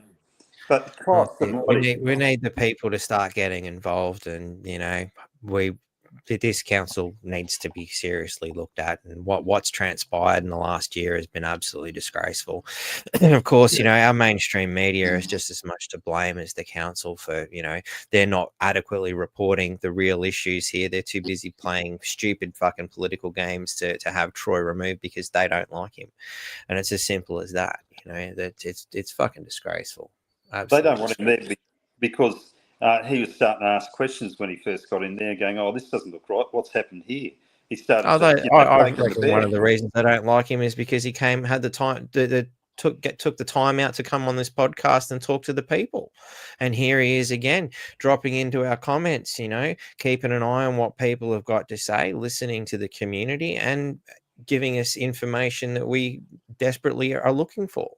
You know, which is more than I can say for any bloody councillor I've ever seen in the past. Well, the thing is, you know, like I was there at one of the protests, and the Channel 9 guy that was meant to be interviewing Anne-Marie, as well as Channel 7 and the ABC, he was told to piss off. She wouldn't go and talk to Win TV. So she'll pick and choose what media she goes through. And I rang up the Bulletin newspaper and I said, how much for a full-page ad? You know, somewhere down the back page, whatever. It's $6,000 for a page to do a business advert. So you can't tell me that the Bulletin paper isn't very well. I wonder how much our council and ratepayers' money is spent on advertising in the Bulletin newspaper, so they always run favourable stories for the council. Like, I mean, they might be owned by the Townsville City Corrupt Council anyway, because if they didn't have Harvey Norman, the Catholic school, and the council, that paper wouldn't exist, right? So that's the bottom end line. They would be stuffed. So they've got to go and to keep the money flowing. They've got to always give good news stories to the Townsville City Council. And I don't know of any council or mayor that's had their face and been denigrated to that extent in a local newspaper anywhere in Australia's history. I'd love somebody to go and look it up and see if anybody's been flogged to death as much as this bloke. And then they go and carry on about mental health and everything in the workplace and everything like that. Well, I mean, well, they're causing the problem.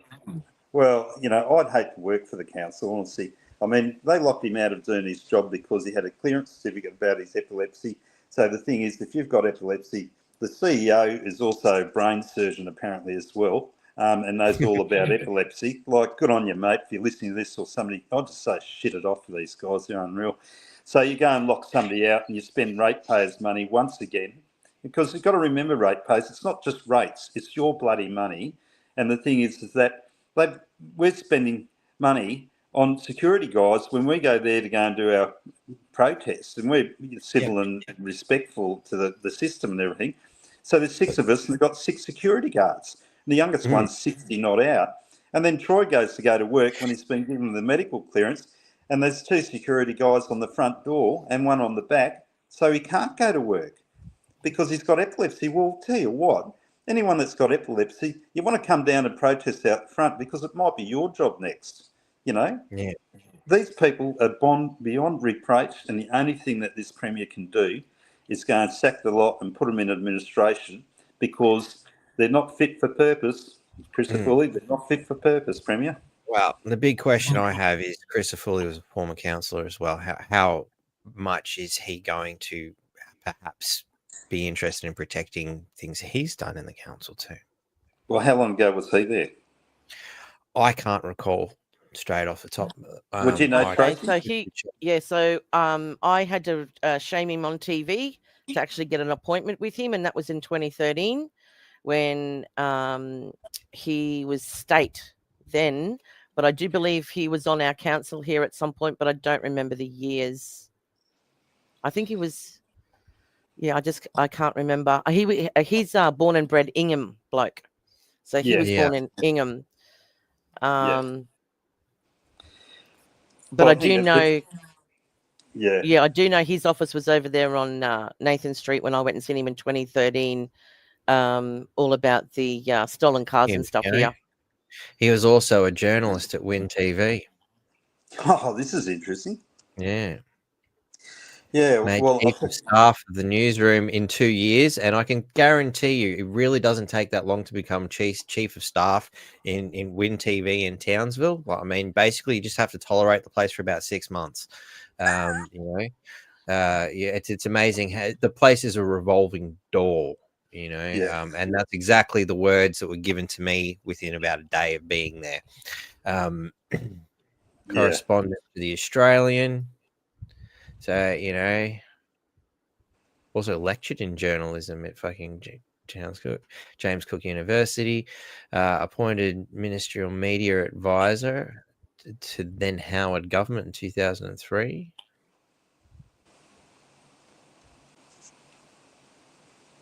Christopher Woolley successfully ran for what was then the 100% Labor Party controlled Townsville City Council.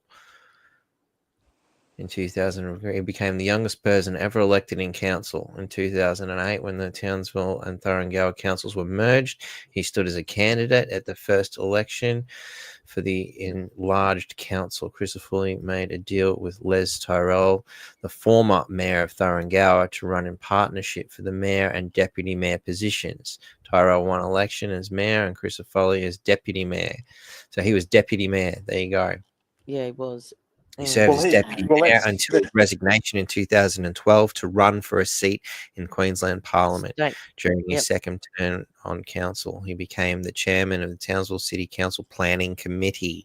So again, he's part of the planning committee that has possibly allowed some dodgy shit to be built here.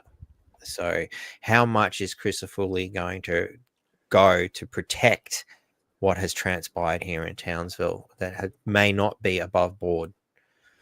I have my doubts. I'd like to think that perhaps he might have a shred of decency amongst him and do the right thing. but I'm not going to hold my breath. And if he doesn't do what we would like him to do, then I suspect my theories could be somewhat correct, and he may have a hand in some perhaps not so upstanding dealings within the council. Yeah, well, that'd hold him back from doing anything about putting him that in. is true. So if he put him into administration. That's true as an aside. Yeah, well, he could bring himself undone at the end of the day, couldn't he? Like, I mean, if this shit's gone down in the past and he puts these guys in administration, God help them if they had a forensic accountant go through them.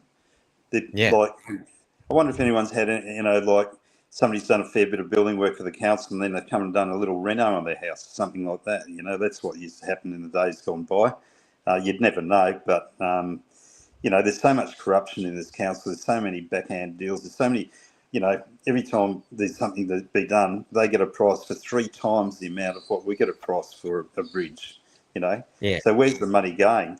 I think it just comes down to if enough ratepayers get the shits about getting flogged to death, it's the only way that there's going to be bring about any change, by putting enough pressure on our new Premier, even though he's been part of the council in the past.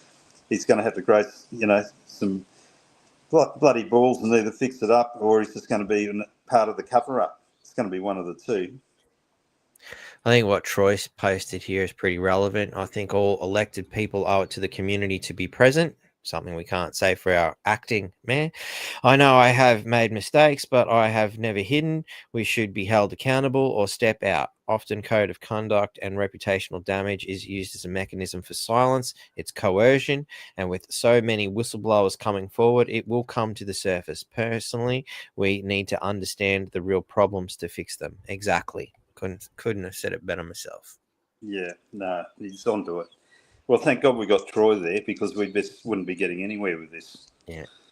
It'll be curious to see how things unfold, because, it is only a suspension at this current time, but it's also pending the CCC investigation. What lengths will they go to stop him getting back in, and, how likely is what's transpired here today to end up in the Townsville Bulletin as yet another attack? Right-wing conspiracy theorists. Oh, Batty, you can hear it now. Batty, you need to call it correctly. So it has been known for, and especially in the older generations in this town, it's not the Bulletin or the Townsville Bully. It's the Harvey Herald. That's right, the Harvey Herald, aka conspiracy theorists. Because there's that much Harvey Norman adverts in there. They all perhaps call it. Troy would like to put on the record that he is not fucking blackboard. He would have thought that dickhead from Channel 10 would have got the message when I laughed in his face, but no, he thought that was evidence. What an idiot. Yeah, that was a classic, wasn't it? What a wanker. Anyway. Yeah.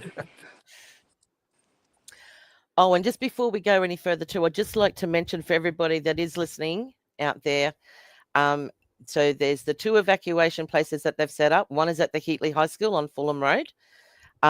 Unfortunately, you're not allowed to take your pets there. But the one that is set up in North Ward, which is the Oval down there at the sports, where they have the sports complex, you're allowed to take your animals there. So if anyone is looking that needs to go or needs to evacuate who has animals, they need to go to the North Ward Evacuation Centre with their animals. Unfortunately, the Heatley is not set up to take animals.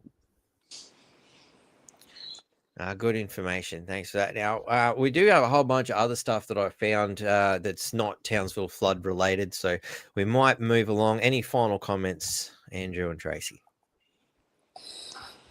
Oh, no, Karen, do you want to go to Japan and eat some sushi?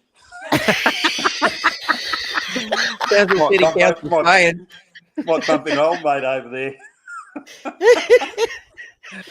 Make sure she's checking out how proper construction's done. I'm gonna go next protest dressed as a Japanese with the rising sun headband around the head, and that just shits me off. I'm flooded out, and she's off in Japan on holidays, and we're paying for it. What a Unbelievable. No, that's all I can say about that. It's going to drive me to drink. Fair enough. So, not one more from our democratically elected mayor. Triple C are in contact. My guest lawyers intend to refute all claims and defend the assertions made. My discrimination case is in front of the Industrial Relations Commission at the moment. And no, I am not blackboard. So there you have it, ladies and gentlemen, in writing, Troy Thompson is not blackboard, and I will happily sign an affidavit to assert that. I thought he was black bait.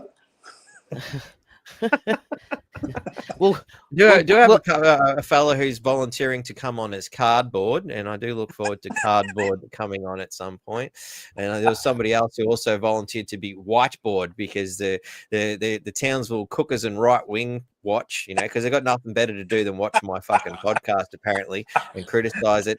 Think that because Troy and I did a One Nation video where he stood in front of a whiteboard, that somehow justified that he was blackboard.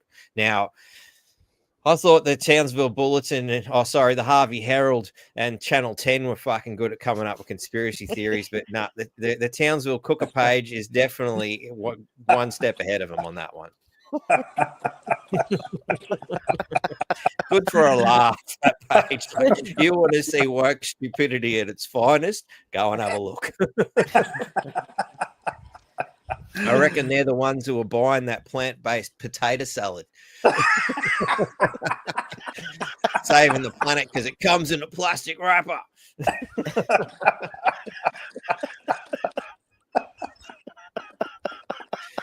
Bloody genius. For those who have just tuned in and missed what I was referring to, I'll bring it up again. Here's one we've seen, it's safer than normal potatoes because it's got an expiration date. Because, I don't know, last time I bought a potato, it didn't have an expiry date on the potato. You can usually just tell where they've gone a bit dodgy. But, for wokesters who don't understand what a potato is, you might need this extra special piece of information.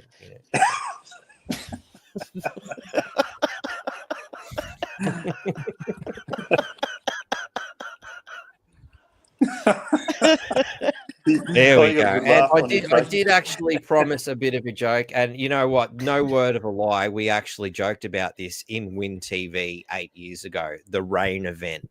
So, the whole rain event thing, and it was actually directly tied to this quote as we laughed about it in at Win TV. Quotes from George Carlin. And for those of you who don't know George Carlin, I highly recommend you go and look up some of his stuff. He's absolute pisser, but people add words when they want things to sound more important than they really are. Boarding process sounds important, isn't it? It's just a bunch of people getting on an airplane. People like to sound important.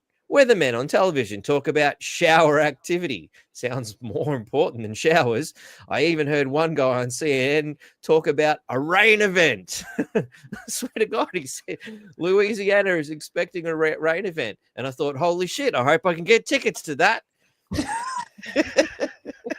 Well, I don't know about the rest of Townsville. I obviously got my tickets for free, much like every year when we go to the show, we seem to get a free ticket. But, funnily enough, nothing's really free because as soon as you walk through the door, you're paying. But, I didn't pay for my ticket to this rain event. How about you guys? Well, I heard the other day that the weather's very angry at the moment. I'm sorry that it's angry. When we used to hear thunder as a child, my mother used to tell me that it was the gods flushing the toilet.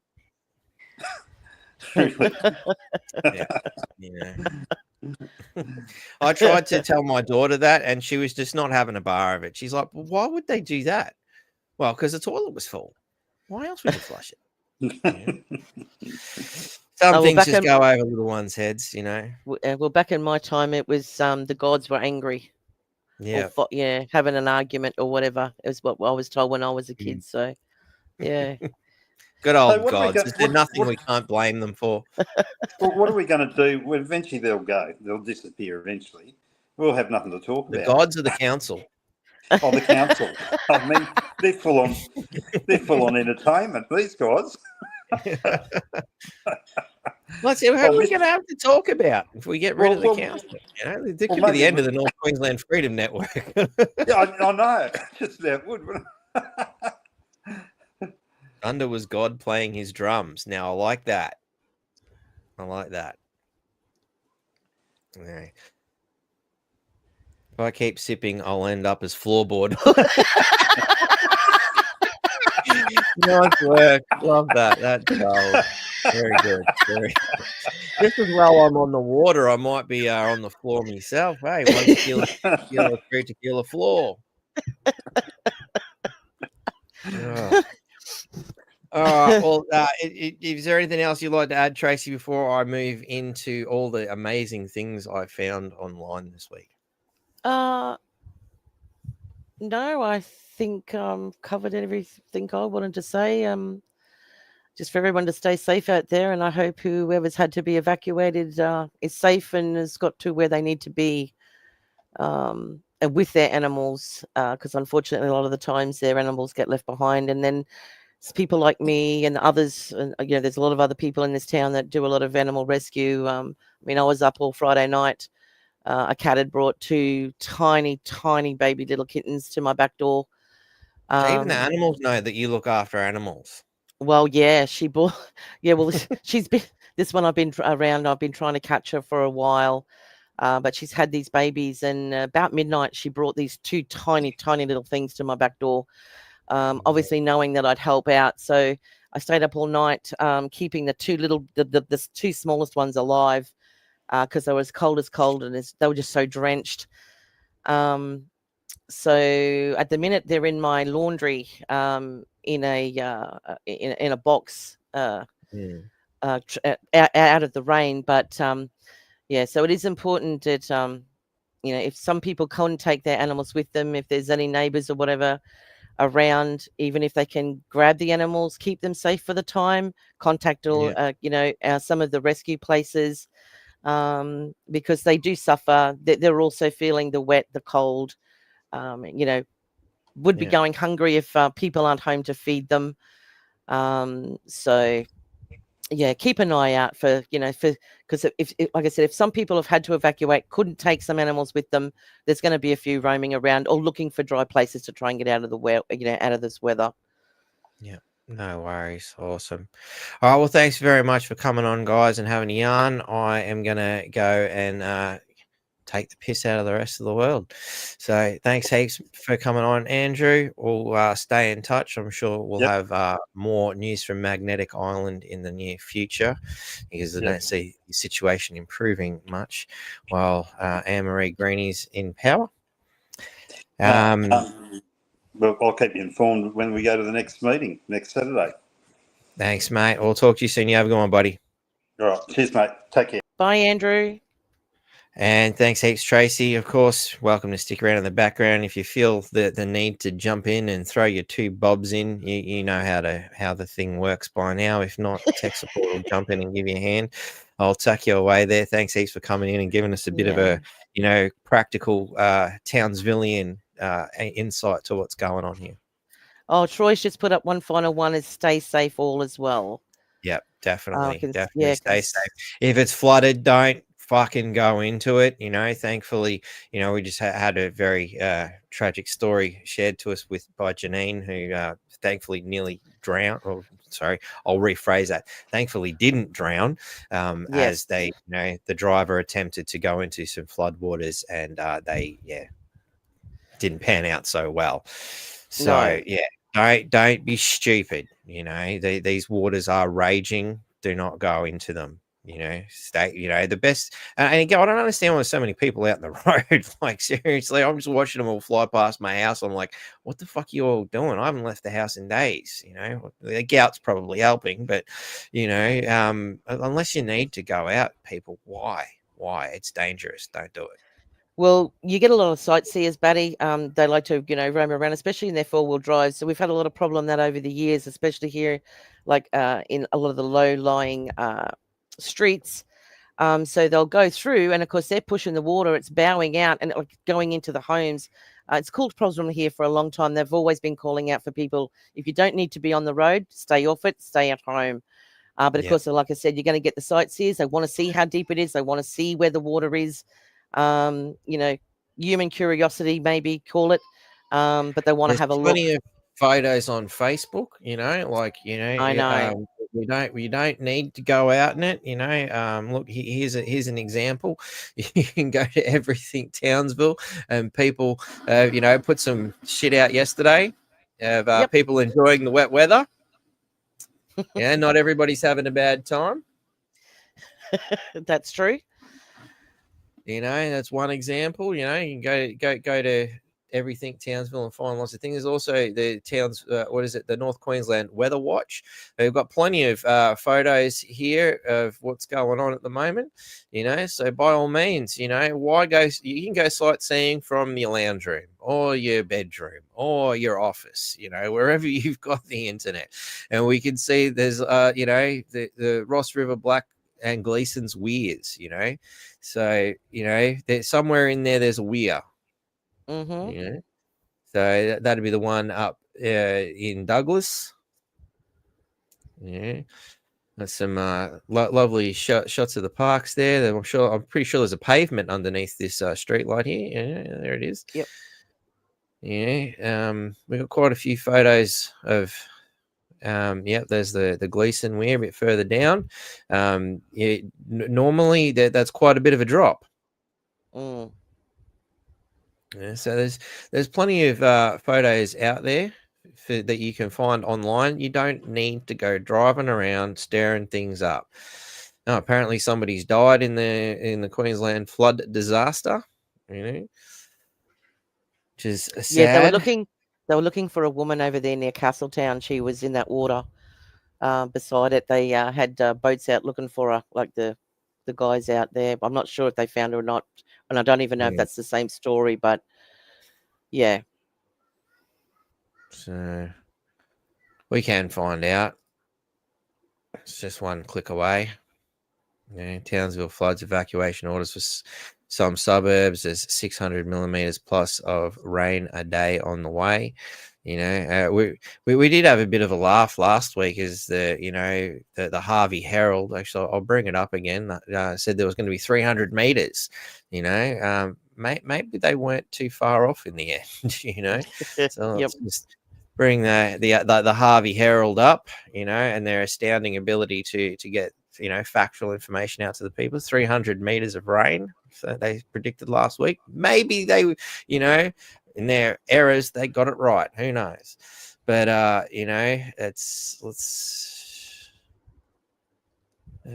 has claimed its first victim on Sunday morning after a woman was found dead when a rescue boat capsized. So a rescue boat capsized. Wow. Oh. In Ingham. Okay. And that's where he's from too. So, you can imagine that's, hit home for him. Mm. Tightening community, and our thoughts and prayers are with the family. And it's 2 SES volunteers, 5 members of the public were travelling in a boat when it struck a tree in Rutledge Street and flipped. Wow.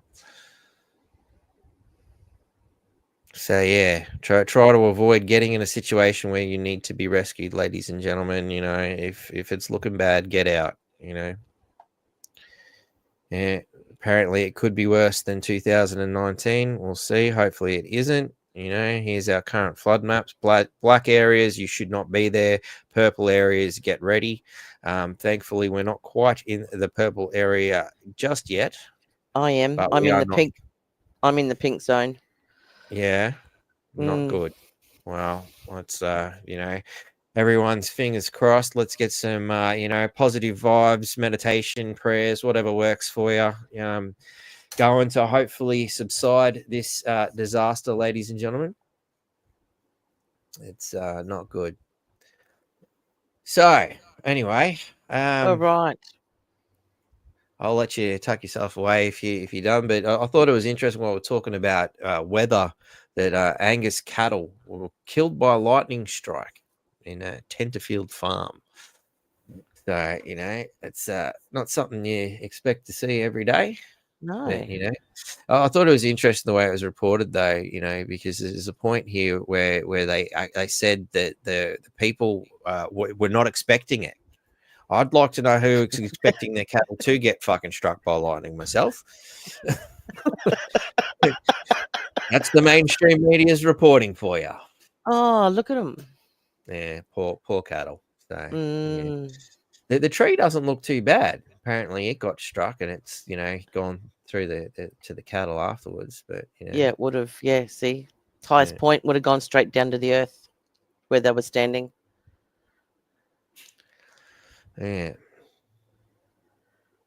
Poor buggers. Yeah.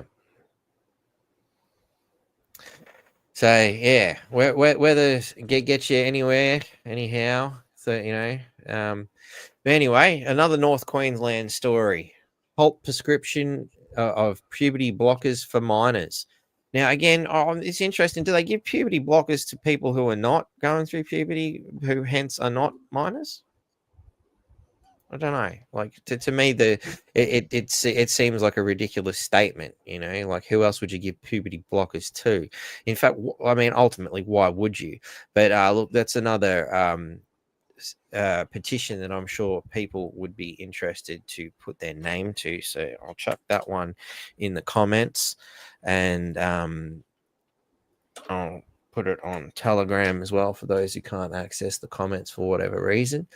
This is something that's obviously come out in the media a fair bit lately.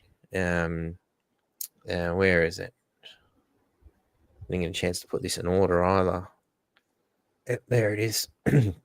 So whenever One Nation has raised this issue, gender activists have lied and said that gender affirmation and irreversible drugs does not happen to children. Or who else are they selling it to? That's the fucking thing. Not only is that a lie, but it's even happening to 12-year-olds without parents' consent right here in Queensland. Puberty blockers and sex hormones used in gender affirmation are not reversible, as advocates claim. This practice must be banned nationwide immediately. So it's, the clinic gave kids puberty blockers without parents' consent. According to the mainstream media here, children's gender scandal. Queensland children as young as 12 have been, let's blow that up a bit, been prescribed puberty blockers and gender-affirming hormones without proper medical support and parental consent. The Chrysler government has been rocked by explosive claims that rogue gender services have been operating in Cairns, with Queensland Health now launching an independent inquiry. The Cairns Sexual Health Service delivered an apparently unauthorised paediatric gender service without an agreed model of care to 42 paediatric gender service clients, Health Minister Tim Nichols said. So there's some disturbing stuff out there for parents. Of course, good old One Nation is keeping an eye on our mosquito thing. I have heard, but I haven't been able to confirm that apparently Queensland government has given the green light to the Gates-backed GMO fucking mosquito trials, which is very disturbing stuff indeed. It goes into here. There's some interesting else. CSIRO is a proponent. Good old CSIRO again. And one of the ones that are on some pretty big money. As we pointed out here in the wages here. Was it? Oh no. We didn't say that. I think it was last week's one in the CSIRO. Anyway, launched today, Oztech Australia is collaborating between CSIRO, Australia's National Science Agency, and UK-based Oxford Ltd to the leading developer of biological solutions to control pests. One of the big problems is, the performances here in Brazil, and they've done it also in Florida, where they claim nothing went wrong, and how, but, the kill rate was 90% proven. So what happened to the other 10%? We documented an unprecedented number of travel-related, locally acquired DenV3 cases in Florida. So in other words, it seems, however, there was an increase in dengue. even though these mosquitoes are supposed to stop it. The increase in dengue the following year, and the same thing happened with the Zika test in Brazil. Remember the whole Zika virus thing? Apparently it was GMO mosquito related. Yet, hey, it worked so well the last 2 times. We should do it again here in Queensland. So there's something to look forward to. We haven't seen fuck all dengue fever, but it's okay. Bill Gates is on it. He's going to solve the problem that doesn't exist. Yeah, by all means. Can I just jump in there for a second? Yep. So long time before you got here, Batty, and I can't remember exactly how long ago, was definitely maybe 2010. Actually, I think it was before then. So the council here, no, actually, I think it was something to do with the university, came around and they went to certain suburbs and they gave you this little bucket if you wanted to be part of this. And they gave you a bucket that you had to put down your back. You added your water so that they could then introduce the mosquito that they wanted to interact with the other mosquitoes who were carrying the dengue virus.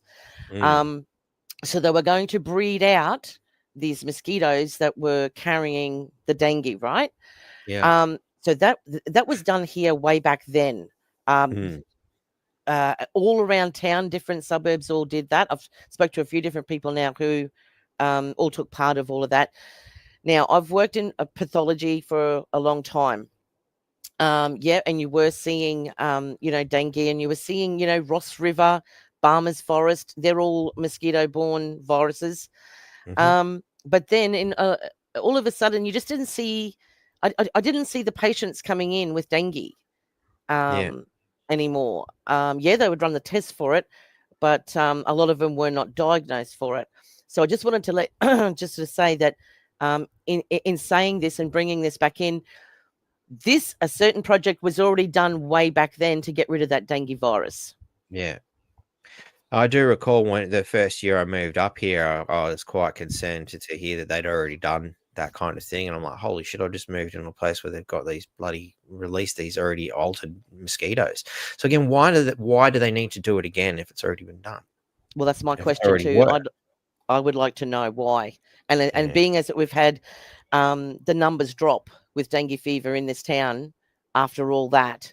And then, like you said, all of a sudden, a dengue fever case popped up, out at the hospital a couple of weeks ago? Yeah. Yeah, as soon as we did our podcast saying where the hell's this dengue fever, that within days the mainstream media go, oh look, we found some. Amazing. So obviously g'day to all our mainstreamers, watching, the North Queensland Freedom Network, looking for an idea for a story, but it does also go through here, I think. Is this an attempt to create a disease just to sell a vaccine? So that would be an interesting idea. Comparison of death rates from the vaccinated to unvaccinated suggests the vaccine offers some benefit, but that it is mostly based in areas and demographics where health services are poor. It is best answered by offering mobile health services in affected areas. This Australia can do, whereas maybe the Philippines can't. The vaccine is listed in Australia, but hasn't been used, so they've already got it in play, as it does state up here. I highlighted it just before.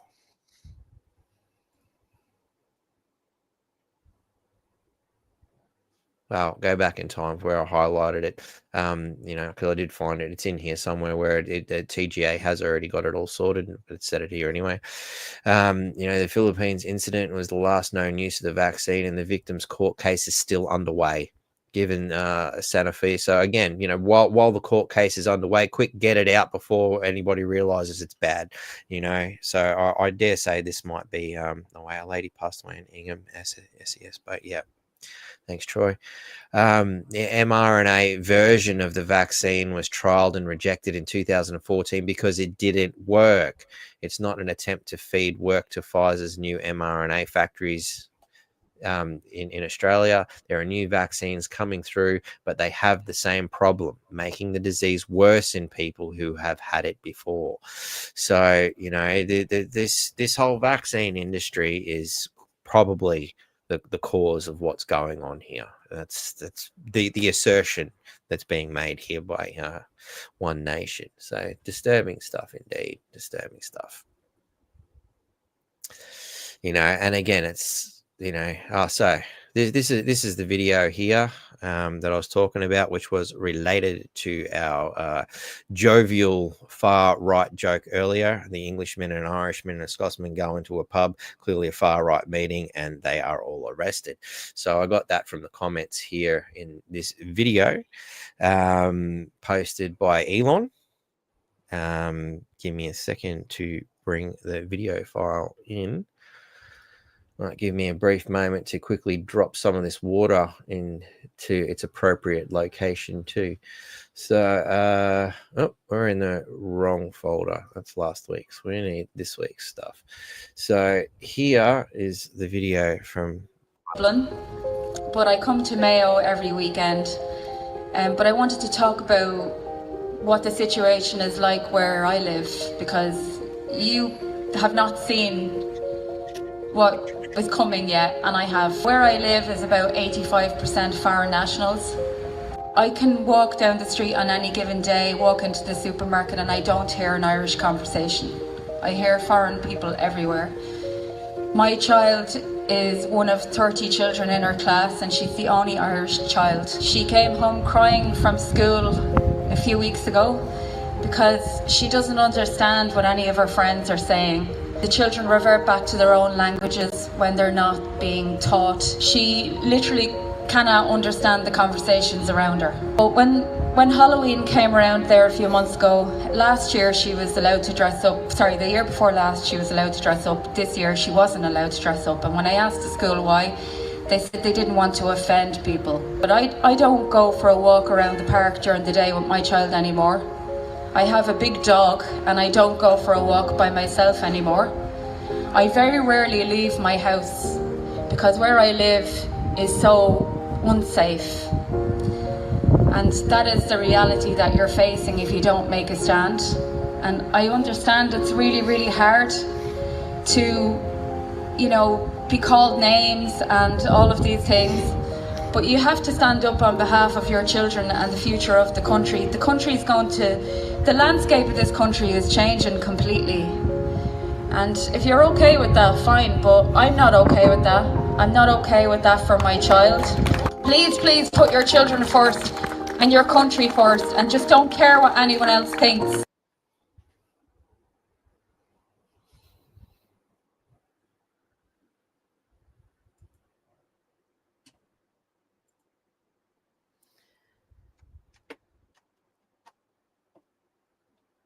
Okay, looks like that's come to an end, Mark. And he's on his way back to his chair right now. Sorry, just had to hobble my way in. There we go. Sorry, ladies and gentlemen. There's only so long the bladder can hold in. That seemed like an appropriate time. So yeah, there you go. That's one of Elon's posts there. Let's bring this back to the stage and let's see what we got next. It's exciting sometimes to find out what I've posted myself. So, you know, because you put these things in a timeline and I forget sometimes what's coming next. Melbourne school teacher who groomed and attacked 9 innocent boys walks free. You got to wonder about the judge, don't you? But if you wave an Australian flag on Australia Day and sing a patriotic song, you will be arrested and have the government try to label you as a terrorist group. Not me saying it. That's what the general public think, you know. Again, we've got the video on that one. So let's bring that into the mix as well. So compliments of our lamestream media, you know. After pleading guilty to grooming and sexually assaulting 9 boys over the course of a decade, today former Beaconsfield Primary School teacher Nicholas O'Shea walked free. Do you think he deserved to be released without jail, Mr O'Shea? Would you like to say sorry to them for what you've done? Anything you like to It's been a pretty traumatic, 8-10 years. Those he hurt let down by a sentence they say is far too lenient. Potentially like to see some jail time, that's for sure. To do what he did is just, I've got no words for it. He should have gone to jail. There's no consequences. What message is he sending out to other people? The 30-year-old pleaded guilty to 13 charges, admitting he preyed on boys he met through school and local baseball clubs between 2012 and 2023. The court heard the former teacher sexually attacked 2 boys while they slept and sent hundreds of explicit messages to other children on Snapchat. On sentencing, the judge said O'Shea's offending involved a significant breach of trust and moral culpability must be seen as high. O'Shea has avoided 12 months in jail through paying $2,000 and agreeing to undergo a sexual offenders rehabilitation program, although a breach of his conditions will see him locked up. He will also serve 300 hours of unpaid work as part of a community corrections order. O'Shea will be registered as a sex offender for life. The boys he abused now focused on healing. Yeah, they're doing really well, and they've got good people around them. Christy Mayer, 7 News. That is utterly disgraceful. And, what kind of a message is that judge sending? And, when there's so much question around the quality of our judges, you see a sentence like that and you just got to wonder, wow, why? Are they worried that, perhaps they themselves might become a victim of these sentences? When you see the parliamentary pedophile suppression order, put in place as well, where they're protecting high profile people, what it really does just point out how sick this world is. And obviously it is their intention to make the world just as sick as they are.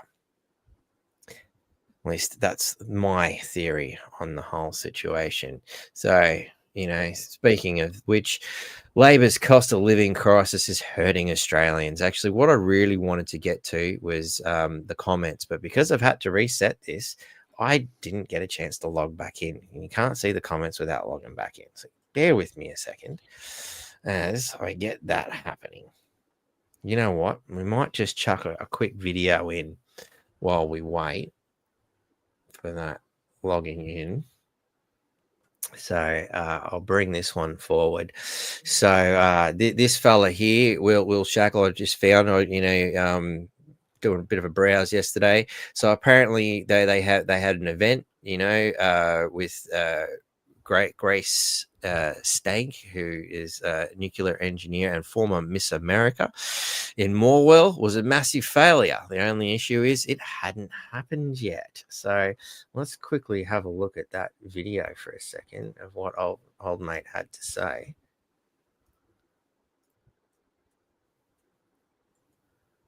And can I just jump in? Been made aware by the Herald Sun that thank you, apparently... Jan. Oh, sorry. Go for it, Tracy. I just wanted to say thank you, Jan. She just sent this message through, wishing me, hope I enjoy my birthday. Yes, thank you. And I will, and hopefully I don't need a rubber dinghy to get home. If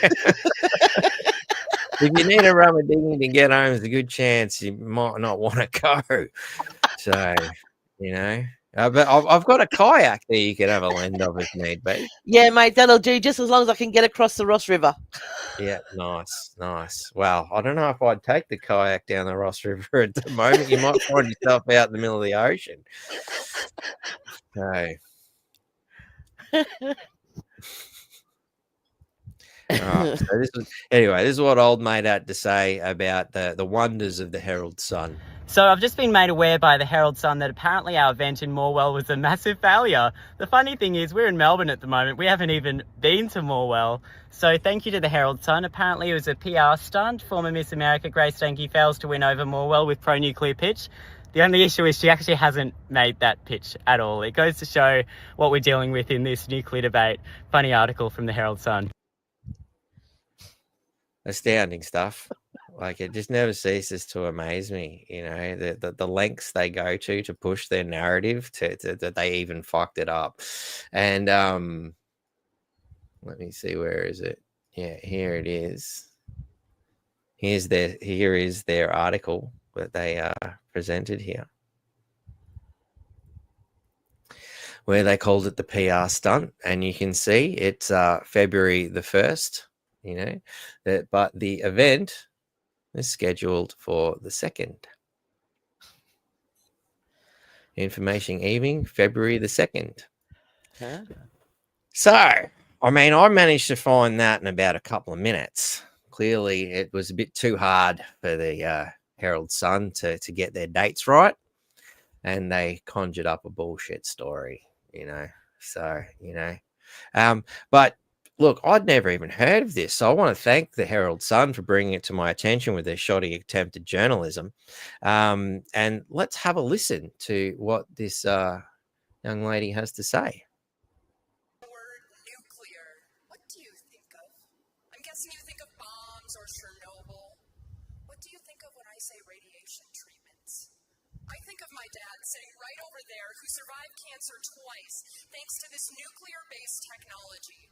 When I hear the word nuclear, I think of warm homes through cold Wisconsin winters, and I am grateful for the technology that treats a patient 1 out of 3 times they see their doctor. The common ground between all of these things is nuclear science. As a nuclear engineer, I'm here to tell you the time to change is now. Nuclear energy is a safe, effective, and zero-carbon method of producing power. Let's embrace clean energy for a cleaner future.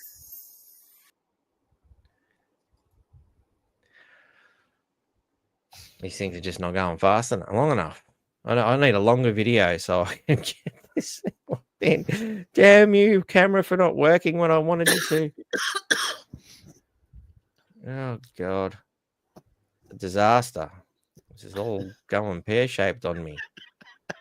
There we go. Let's get this back to normal. All right, maybe we'll just skip it. It'd probably be easier to do that.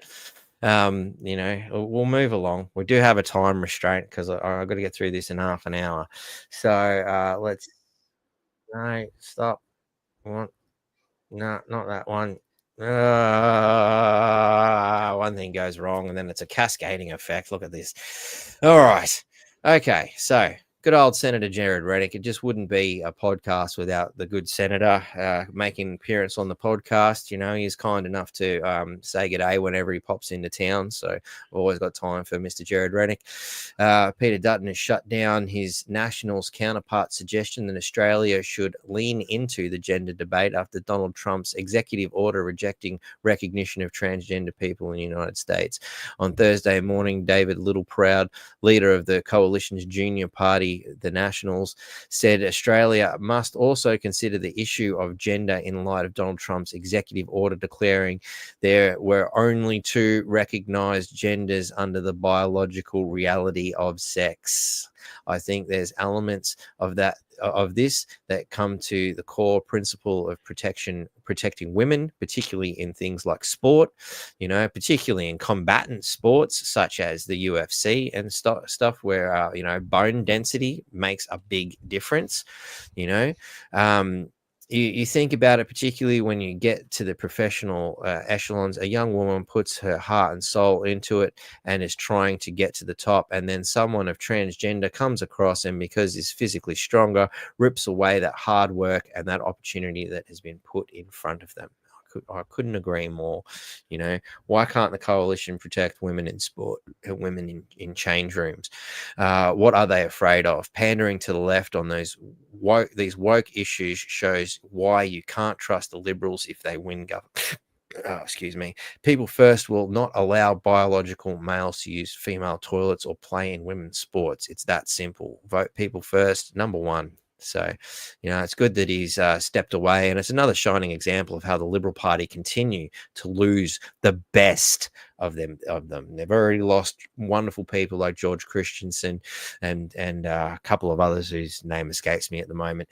But you know, Jared Rennick, I think, was definitely one of the better ones of the Liberal Party. You know, in the last 4 years has really shown who the strong politicians are as they stood for principles as opposed to party lines, you know, and the Liberal Party really are just showing themselves to be very much the same as the Labor Party forming a fundamental uni party. The TGA lied in their FOIs about testing. Who would have thought? Here's an opportunity to listen to the good senator speak his words himself. Let me bring in this particular one. He's always got something good to say, I find, as he challenges these people. So some prior Hansard dialogue between myself and Professor Skerritt, where he said that there's no evidence that the stop codon read-through occurs in regards to the mRNA vaccine. Now, I've found a study that goes back to about 2011 that shows that the use of methyl pseudouridine did actually have stop codon read-through. I'm just curious to know why Professor Skerritt, or why this wasn't picked up by the TGA, because there was another FOI 3604, where a question was put to the TGA about stop codon read-through, and you said you had no records in regards to that, but it would appear that there is actually evidence that there is stop codon read-through when you use methyl pseudouridine instead of uridine. So the evidence that was provided to the TGA doesn't show that there's stop codon read-through. The stop codon read-through was evaluated as part of pre-market submission and found to be acceptable.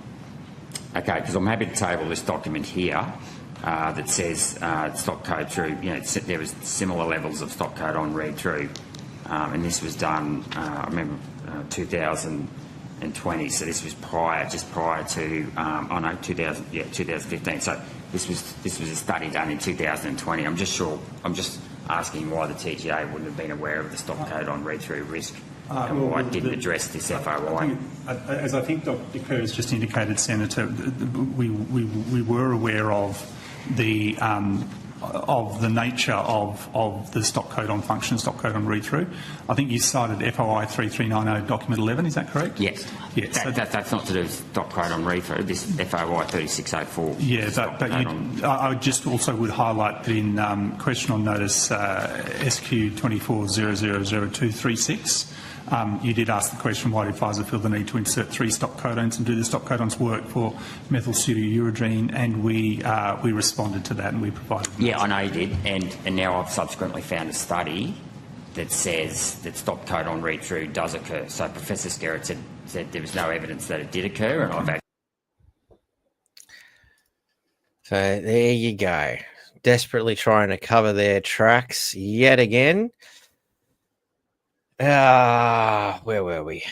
Not too much stuff up here. Let's clear some space. Let's see what's going on.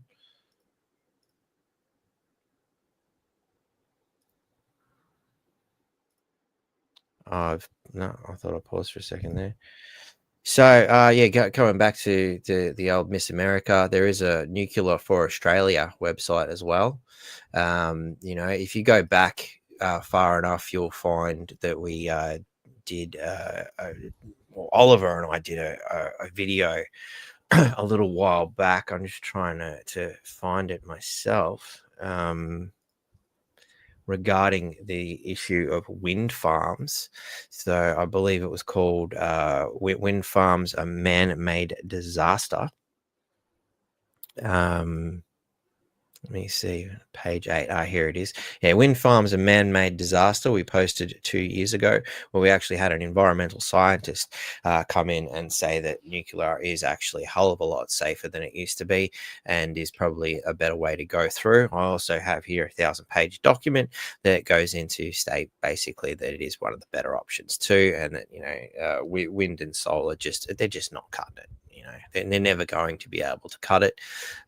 Nuclear energy seems to be a relatively good way to go forward. Of course, there is the issue of waste, but we're already taking the waste from all around the world. We're mining the uranium. We're dumping the waste in our country, but we're not utilizing any of the benefits. We're only getting the problems. So you got to wonder. So anyway, so we were talking about speed cameras at the beginning of this podcast, and I had these wonderful pictures come up. Speed cameras do not save lives, and of course, look at all that wasted rare earth mineral copper 5.5 pounds of it. I'm not sure what that translates into metric, but just I'm not suggesting anything other than it's a waste of materials. Australia has just recorded its highest annual road toll since 2012, with 1,300 road deaths in 2024. This marks the fourth consecutive year of increased road fatalities, a trend that hasn't been seen since 1966, despite the record number of speed cameras on the road, which are generating significant revenue for state governments. The road toll continues to rise. Interesting. Is it possible that the only reason they're doing it is the significant revenue for state governments? Because it's clearly not actually having any effect on the road toll itself. The fines continue to go up too. Isn't that funny? They're still getting more and more fines, and that still hasn't done anything other than increase revenue. A closer look at the statistics, the latest data reveals some alarming trends. Vulnerable road users, such as pedestrians and cyclists, accounted for 483 deaths, a 9.3% increase from the previous year. Motorcyclists were the second most affected group with 278 deaths, a 10.3% increase. The majority of fatalities, 28.5%, occurred in 100-kilometre zones, and most fatal crashes involved a single vehicle. Interesting. 60%. The need for a new road safety approach. Well, you could start by stop bloody finding the shit out of people for being a few kilometers over. It clearly didn't change anything. And while we're at it, have you ever seen a speed camera? Because I keep saying speed cameras save lives, right? Have you ever seen a speed camera detach itself from its post, get out and save somebody, after an accident? How the fuck do they save lives exactly? Like, are they training these speed cameras to, perform CPR or something? I don't know. Maybe I'm missing something here. Yeah, I don't see them jumping down off the traffic lights there when there's an accident, racing over to those cars, dragging anybody out. And in fact, I'd like to call one to the stand. I was really disappointed that I didn't get a chance to go through with my case, and that the Queensland police decided to drop the case against me for my last speeding fine, because I was looking forward to asking the speed camera to come up to the stand and make a few comments about what they witnessed. I would have liked to have seen that too. I was But you put did. on one other show, I tell you, but they didn't give me the chance. I think they had a feeling they knew what was coming. Well, you did say earlier that there's copper in those boxes. Did you not? Did you say that Yeah, was made with copper? I have a question for you. There it is. What's the color of a 2-cent piece? Copper. How do they get the coppers inside those boxes? Very nice, Jason. Very nice. You wonder if they got the same training as that young fella who shot dead that poor fella in Townsville the other day. I was going to find that article, actually. Maybe we should quickly have a look for it now. Townsville police under fire, but for shooting people. Yeah, did you want to know what that was over?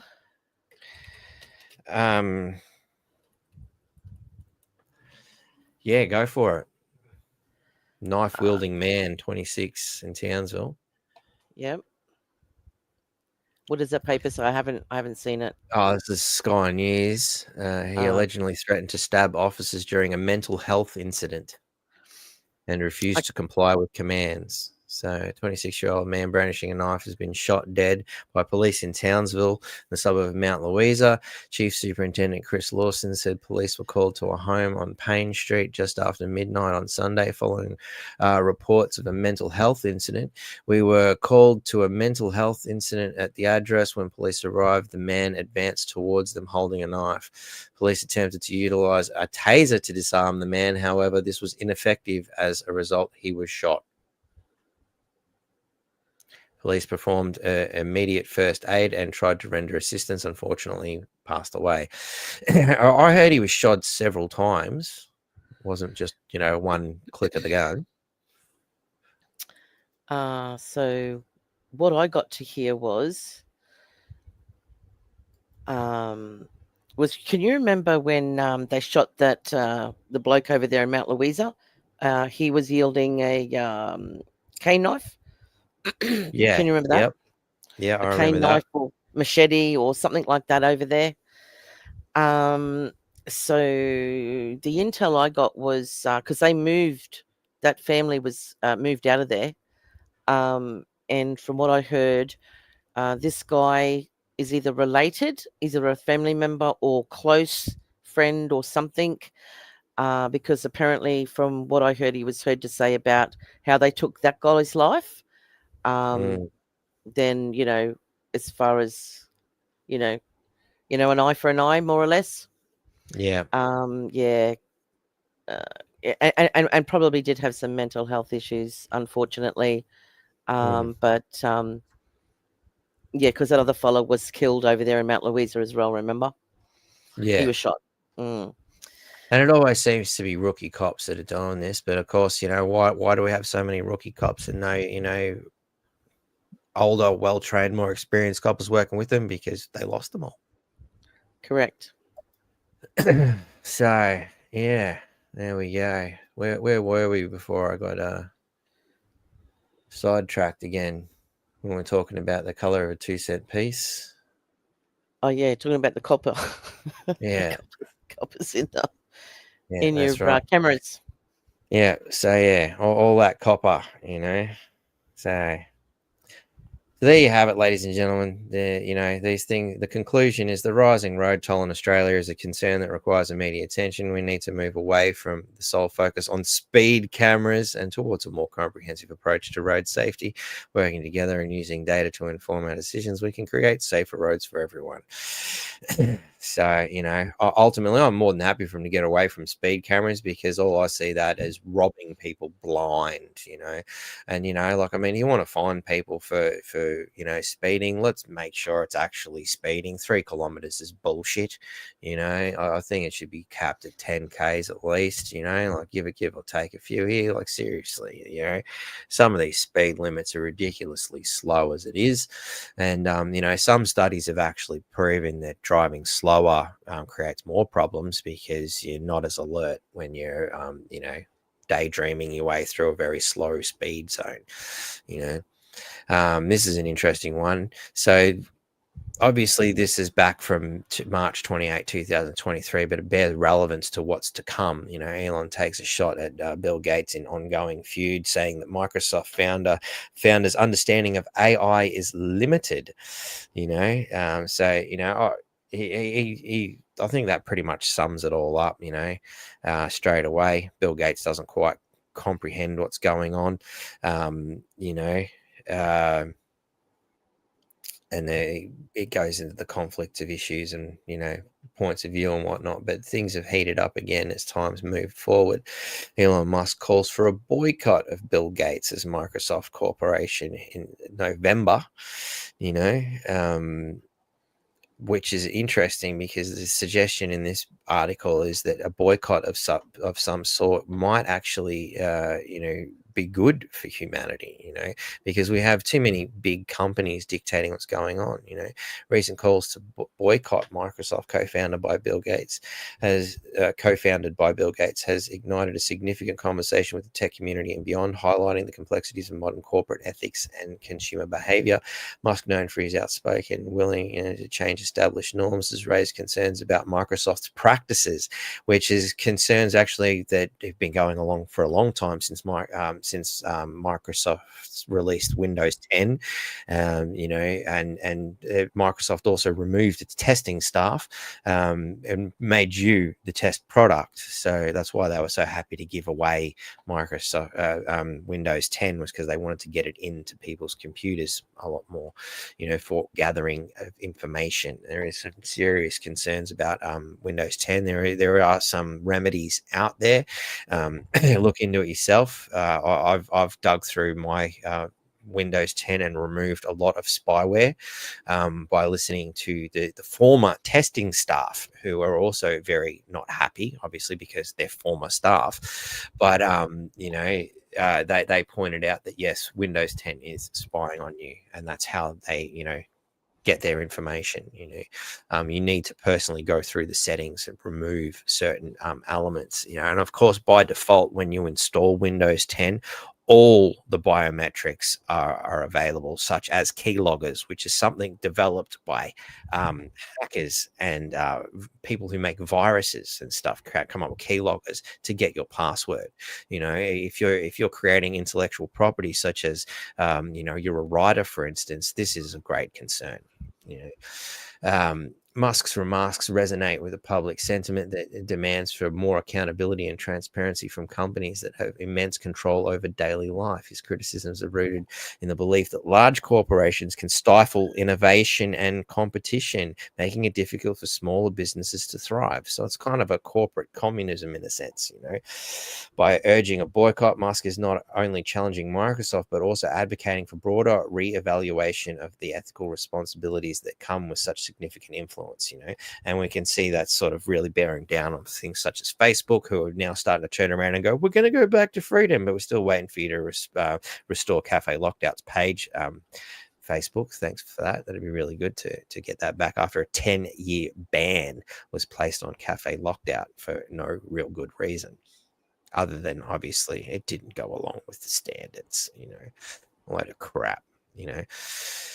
You know, but in conclusion, furthermore, a successful boycott could prompt increased scrutiny of Microsoft's practices, something that really should be going ahead anyway, particularly when you want to talk about, you know, TikTok. And we showed the video last night that Tyler put forth, the ridiculous questions where they were concerned that TikTok might somehow hack into planes by when you turn on airplane mode. That was fucking hilarious. You know, they're worried about that, but they're happy for Microsoft and Windows 10 to basically be putting keyloggers on absolutely everybody in the country who has that software. You know, it's certainly far from safe, but we've got to keep moving because we do have a time limit that's running short, which moves into Bill Gates blasting Elon as really insane. A clash of the tech titans may be brewing after Bill Gates criticized Elon Musk this week, branding some of his comments insane shit and warning that he was a power to destabilize countries. If anything, I think Bill Gates is more something to be worried about, especially for those who have looked into the wonderful documentary series. Struth, I've gone blank. Fall of Cabal. Something you should definitely look into. Definitely best found on places like BitChute. I'm pretty sure you can find it on Rumble as well. But Fall of Cabal really put into some good stuff, and they did several episodes on Bill Gates because, you know, even they said, look, we thought we could stop talking about it, but the more we look into this guy, the worse and worse it gets. You know, like, I mean, his connection with Jeffrey Epstein should be enough for anybody to really look into, and something that even Musk has commented on, which is probably why Bill Gates is really concerned. But, you know, he runs a string of companies, As billionaires and major American employees, both men wield significant lobbying power. Both men are politically engaged. Well, Gates donates $50 million to Future Forward USA Action, a non-for-profit that supported former Vice President Kamala Harris. And see, this is interesting. How the fuck is that a non-profit when it's clearly profiting the advancement of somebody's career? You know, it's just interesting the way they use these non-profits, you know, to make it look like they're doing good things, you know, and they give it lovely names like Future Forward USA Action, you know. So lovely, well-worded way of saying woke agenda supporting stupid ideas, you know, and allowing people like Bill Gates to funnel money into the hands of people like Kamala Harris. You know, it's just ridiculous.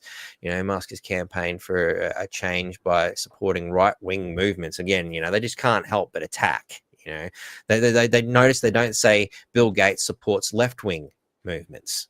You know, it's very interesting the way they choose their wording, you know, across Europe by backing President Donald Trump's second bid for the White House. What a horrible person. It was okay for Gates to shuck $50 million in funneled through a non-for-profit for Kamala, but it's a horrible thing to support right-wing movements and backing Donald Trump. You know, it's astounding the way they word these things, you know. But, you know, as I was saying earlier about, you know, Bitcoin, there's Doge. It is a coin, you know, and it's been quite a successful one. And, you know, I've chucked an extra couple of bucks in there myself. Not saying you should. It's just something that I've done and making a comment about it. No way should you be considering this financial advice, you know, because I just seen something interesting there. His Department of Government Efficiency, something we could definitely do with after everything we discussed today. We got to keep moving, but I think the basic idea is that fundamentally, breaking up these big powers is something we should definitely look at, which is why I'm really excited that Cafe Lockout is creating its own social media platform to get away from places like Facebook and start breaking up their monopoly. Aussies abandoning Great Northern Brewing Co., pouring it down the drain over the woke $200,000 campaign. It has been effective, so good job to everybody who started, making these videos going, that's it, we've had enough, we'd rather pour this shit down the drain than support your woke agendas.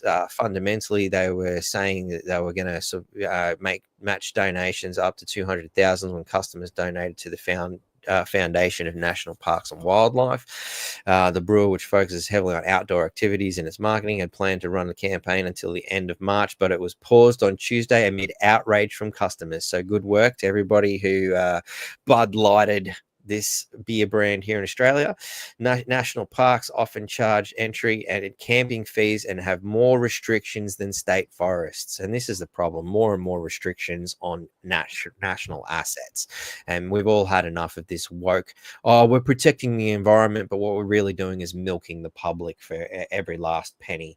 I mean, of course, we need parks and updates, and things like that, but that's what we pay taxes for. We shouldn't be dealing with this kind of shit where we have to pay extra to go in and do these things. And here's a video I found that, some more great work. This browser is having trouble sharing a video. Okay, apparently I can't show it, but basically it was, a young lady putting out a 6-pack and running over it with a car. So it's almost as good as Kid Rock taking out a whole several cartons of Bud Light with a machine gun. But obviously we can't do that here in Australia. So we're not quite as free as America, unfortunately. I'd love to take out a machine gun and shoot up some shit. I think it'd be fun. But actually we can watch it here. So let's have a look.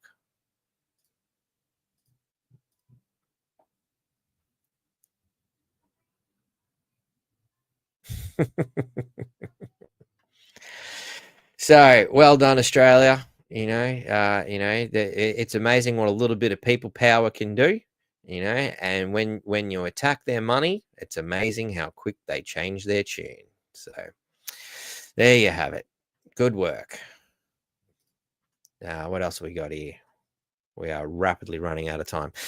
New backlash over Trump's plan to move Palestine out of Gaza. So, I mean, a lot of people kind of seeing this one coming. I think we'll just throw Trump's words themselves into the mix here. And let's see if it loads this video. Browser is having trouble. Oh, my God. So I was just getting at Trump to say it himself. It's a lot easier, but he's basically declared the place a bit of a war zone, and he wants to move people to Jordan and Egypt. Mind you, those who go and have a quick look, you have a look at the size of the fence that Egypt's erected to keep Palestinians out of Egypt. And for those of you who took my advice several months ago and had a read of what's the name of that book again? Give me a second. My Way Out of Islamic Extremism or something to that effect, which was, I found, a very good book. The Egyptians don't take kindly to, extremist terrorist behavior themselves, as old mate and he's, setting up his terrorist camp, found out when he was arrested and given a taste of his own medicine. So that's my radical journey out of Islamic extremism is the name of that book. So go and have a look at that. It'll dive into it. But look, at the end of the day, Israel has bombed this place into the ground. It's that's a tough one, ladies and gentlemen. But at the end of the day, they're Israel have got their way, and I think expanding their own territory has always been their agenda. You know, they're calling it clean out 1.5 million people. You know, I don't know if you can hear it. Let's give this a crack. They deserve a far better life. They deserve the chance to achieve their extraordinary potential. It's literally a demolition site right now. Almost everything's demolished. People are dying. US President Donald Trump has suggested a controversial approach to resolving the situation in Gaza. Speaking aboard Air Force One, Trump proposed moving a large portion of Gaza's population, approximately 1.5 million people, to neighboring countries such as Egypt and Jordan.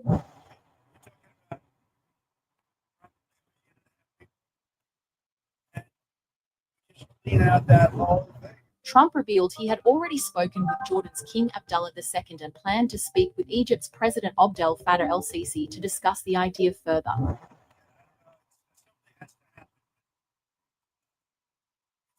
Literally a demolition site right now. Almost everything's demolished.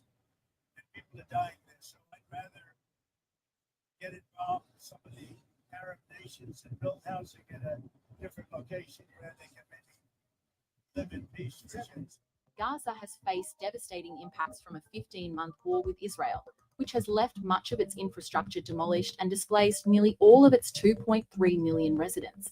This proposal has sparked sharp criticism. Jordanian officials, including Foreign Minister Ayman Safadi, reaffirmed their opposition to any forced displacement. Can you ask Israelis what's their narrative other than I'm going to continue to go to war, I'm going to kill this and kill that and destroy this and destroy that? The amount of damage that the Israeli government has done, 30 years of efforts to convince people that peace is possible, this Israeli government killed it. Far-right Israeli Finance Minister Bezalel Smotrich supported Trump's suggestion, calling it out-of-the-box thinking and a step toward peace and security. תסתכלו על עזה, היא הרוסה ומפורקת, לא ראויה למגורים, והיא תישאר כזו. אל תתרשמו מצהלות השמחה המולצות של אויבינו, זו חברה חייתית שמקדשת את המוות ורוקדת על הריסות חייה. מהר מאוד, נמחק להם שוב את החיוך, ונחליף אותו בזעקות שבר ויבבות של מי שנשארו ולא כלום. He pledged to work on operational plans to relocate Gaza's population. However, for Palestinians, the idea recalls the trauma of the 1948 Nakba, during which over 800,000 Palestinians were displaced, unable to return. אלה הקברי האחים של הכפר הזה, יש בית קברות שם, נעשה שם חנייה.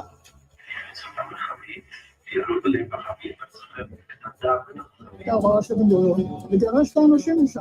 היינו צוציקים, יש 17, תקופה שנתתו, תפסנו הרבה ערבים, אספנו. עכשיו פשוט מאוד, ורצח אותם בתוך המשלוח. כמה נהרגו? איזה 270-80, אני קברתי אותם. The ongoing onslaught has caused immense devastation, with over 50,000 reported deaths and widespread destruction across Gaza. A ceasefire has been in effect for a week, facilitating some exchanges of captives between Israel and Palestinian sides. Despite the truce, Trump announced he had lifted restrictions on the delivery of 2,000-pound bombs to Israel, citing prior agreements for their purchase. Historically, the US has been a major provider of military and economic aid to Israel, with total assistance exceeding $297 billion since 1946.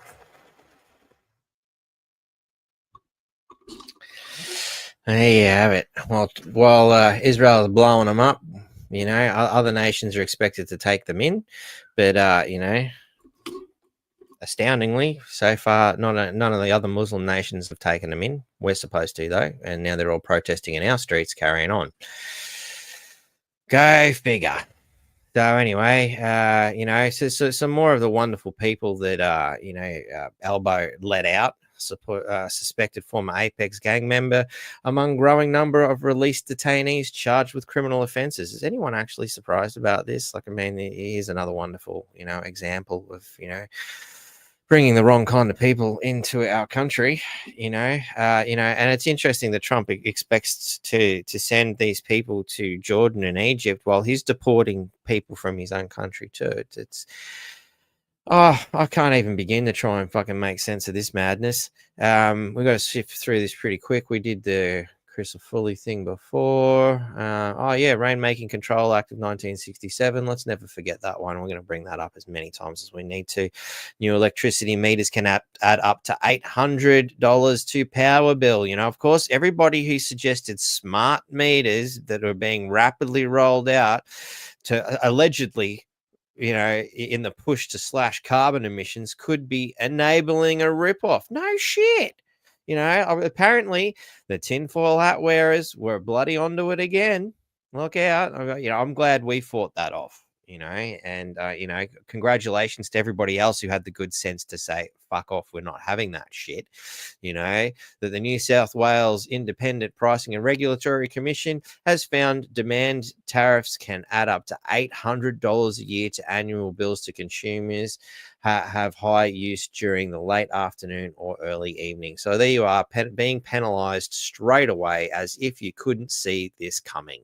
That's the whole principle behind these friggin' smart meters. You know, anything with the word smart in front of it is going to be, you know, smart for tech companies, smart for those who are charging the bills, and really dumb for anybody who allowed it to happen in their homes. You know, I'm looking forward to seeing what happens with our smart water meter, because I didn't even get a chance to fight that one. Then we had a notice, and next thing you know, it was bloody attached before I even got a chance to bloody fight it. So that'll be another issue I take up with Townsville City Council very shortly. Mortality rates among, oh yeah, this is the point where, sorry, YouTubers, I'm going to have to let you go. I did warn you at the beginning that, you know, PooTube does get a wipe. Sadly, this is the point where PooTube's not going to like the truth and the facts, because they've got fact checkers to prevent the truth from getting out. So sorry, PooTube, go into the descriptions and go to Rumble, X, Facebook, anywhere else but PooTube. So sorry, guys, I'm going to have to leave you there.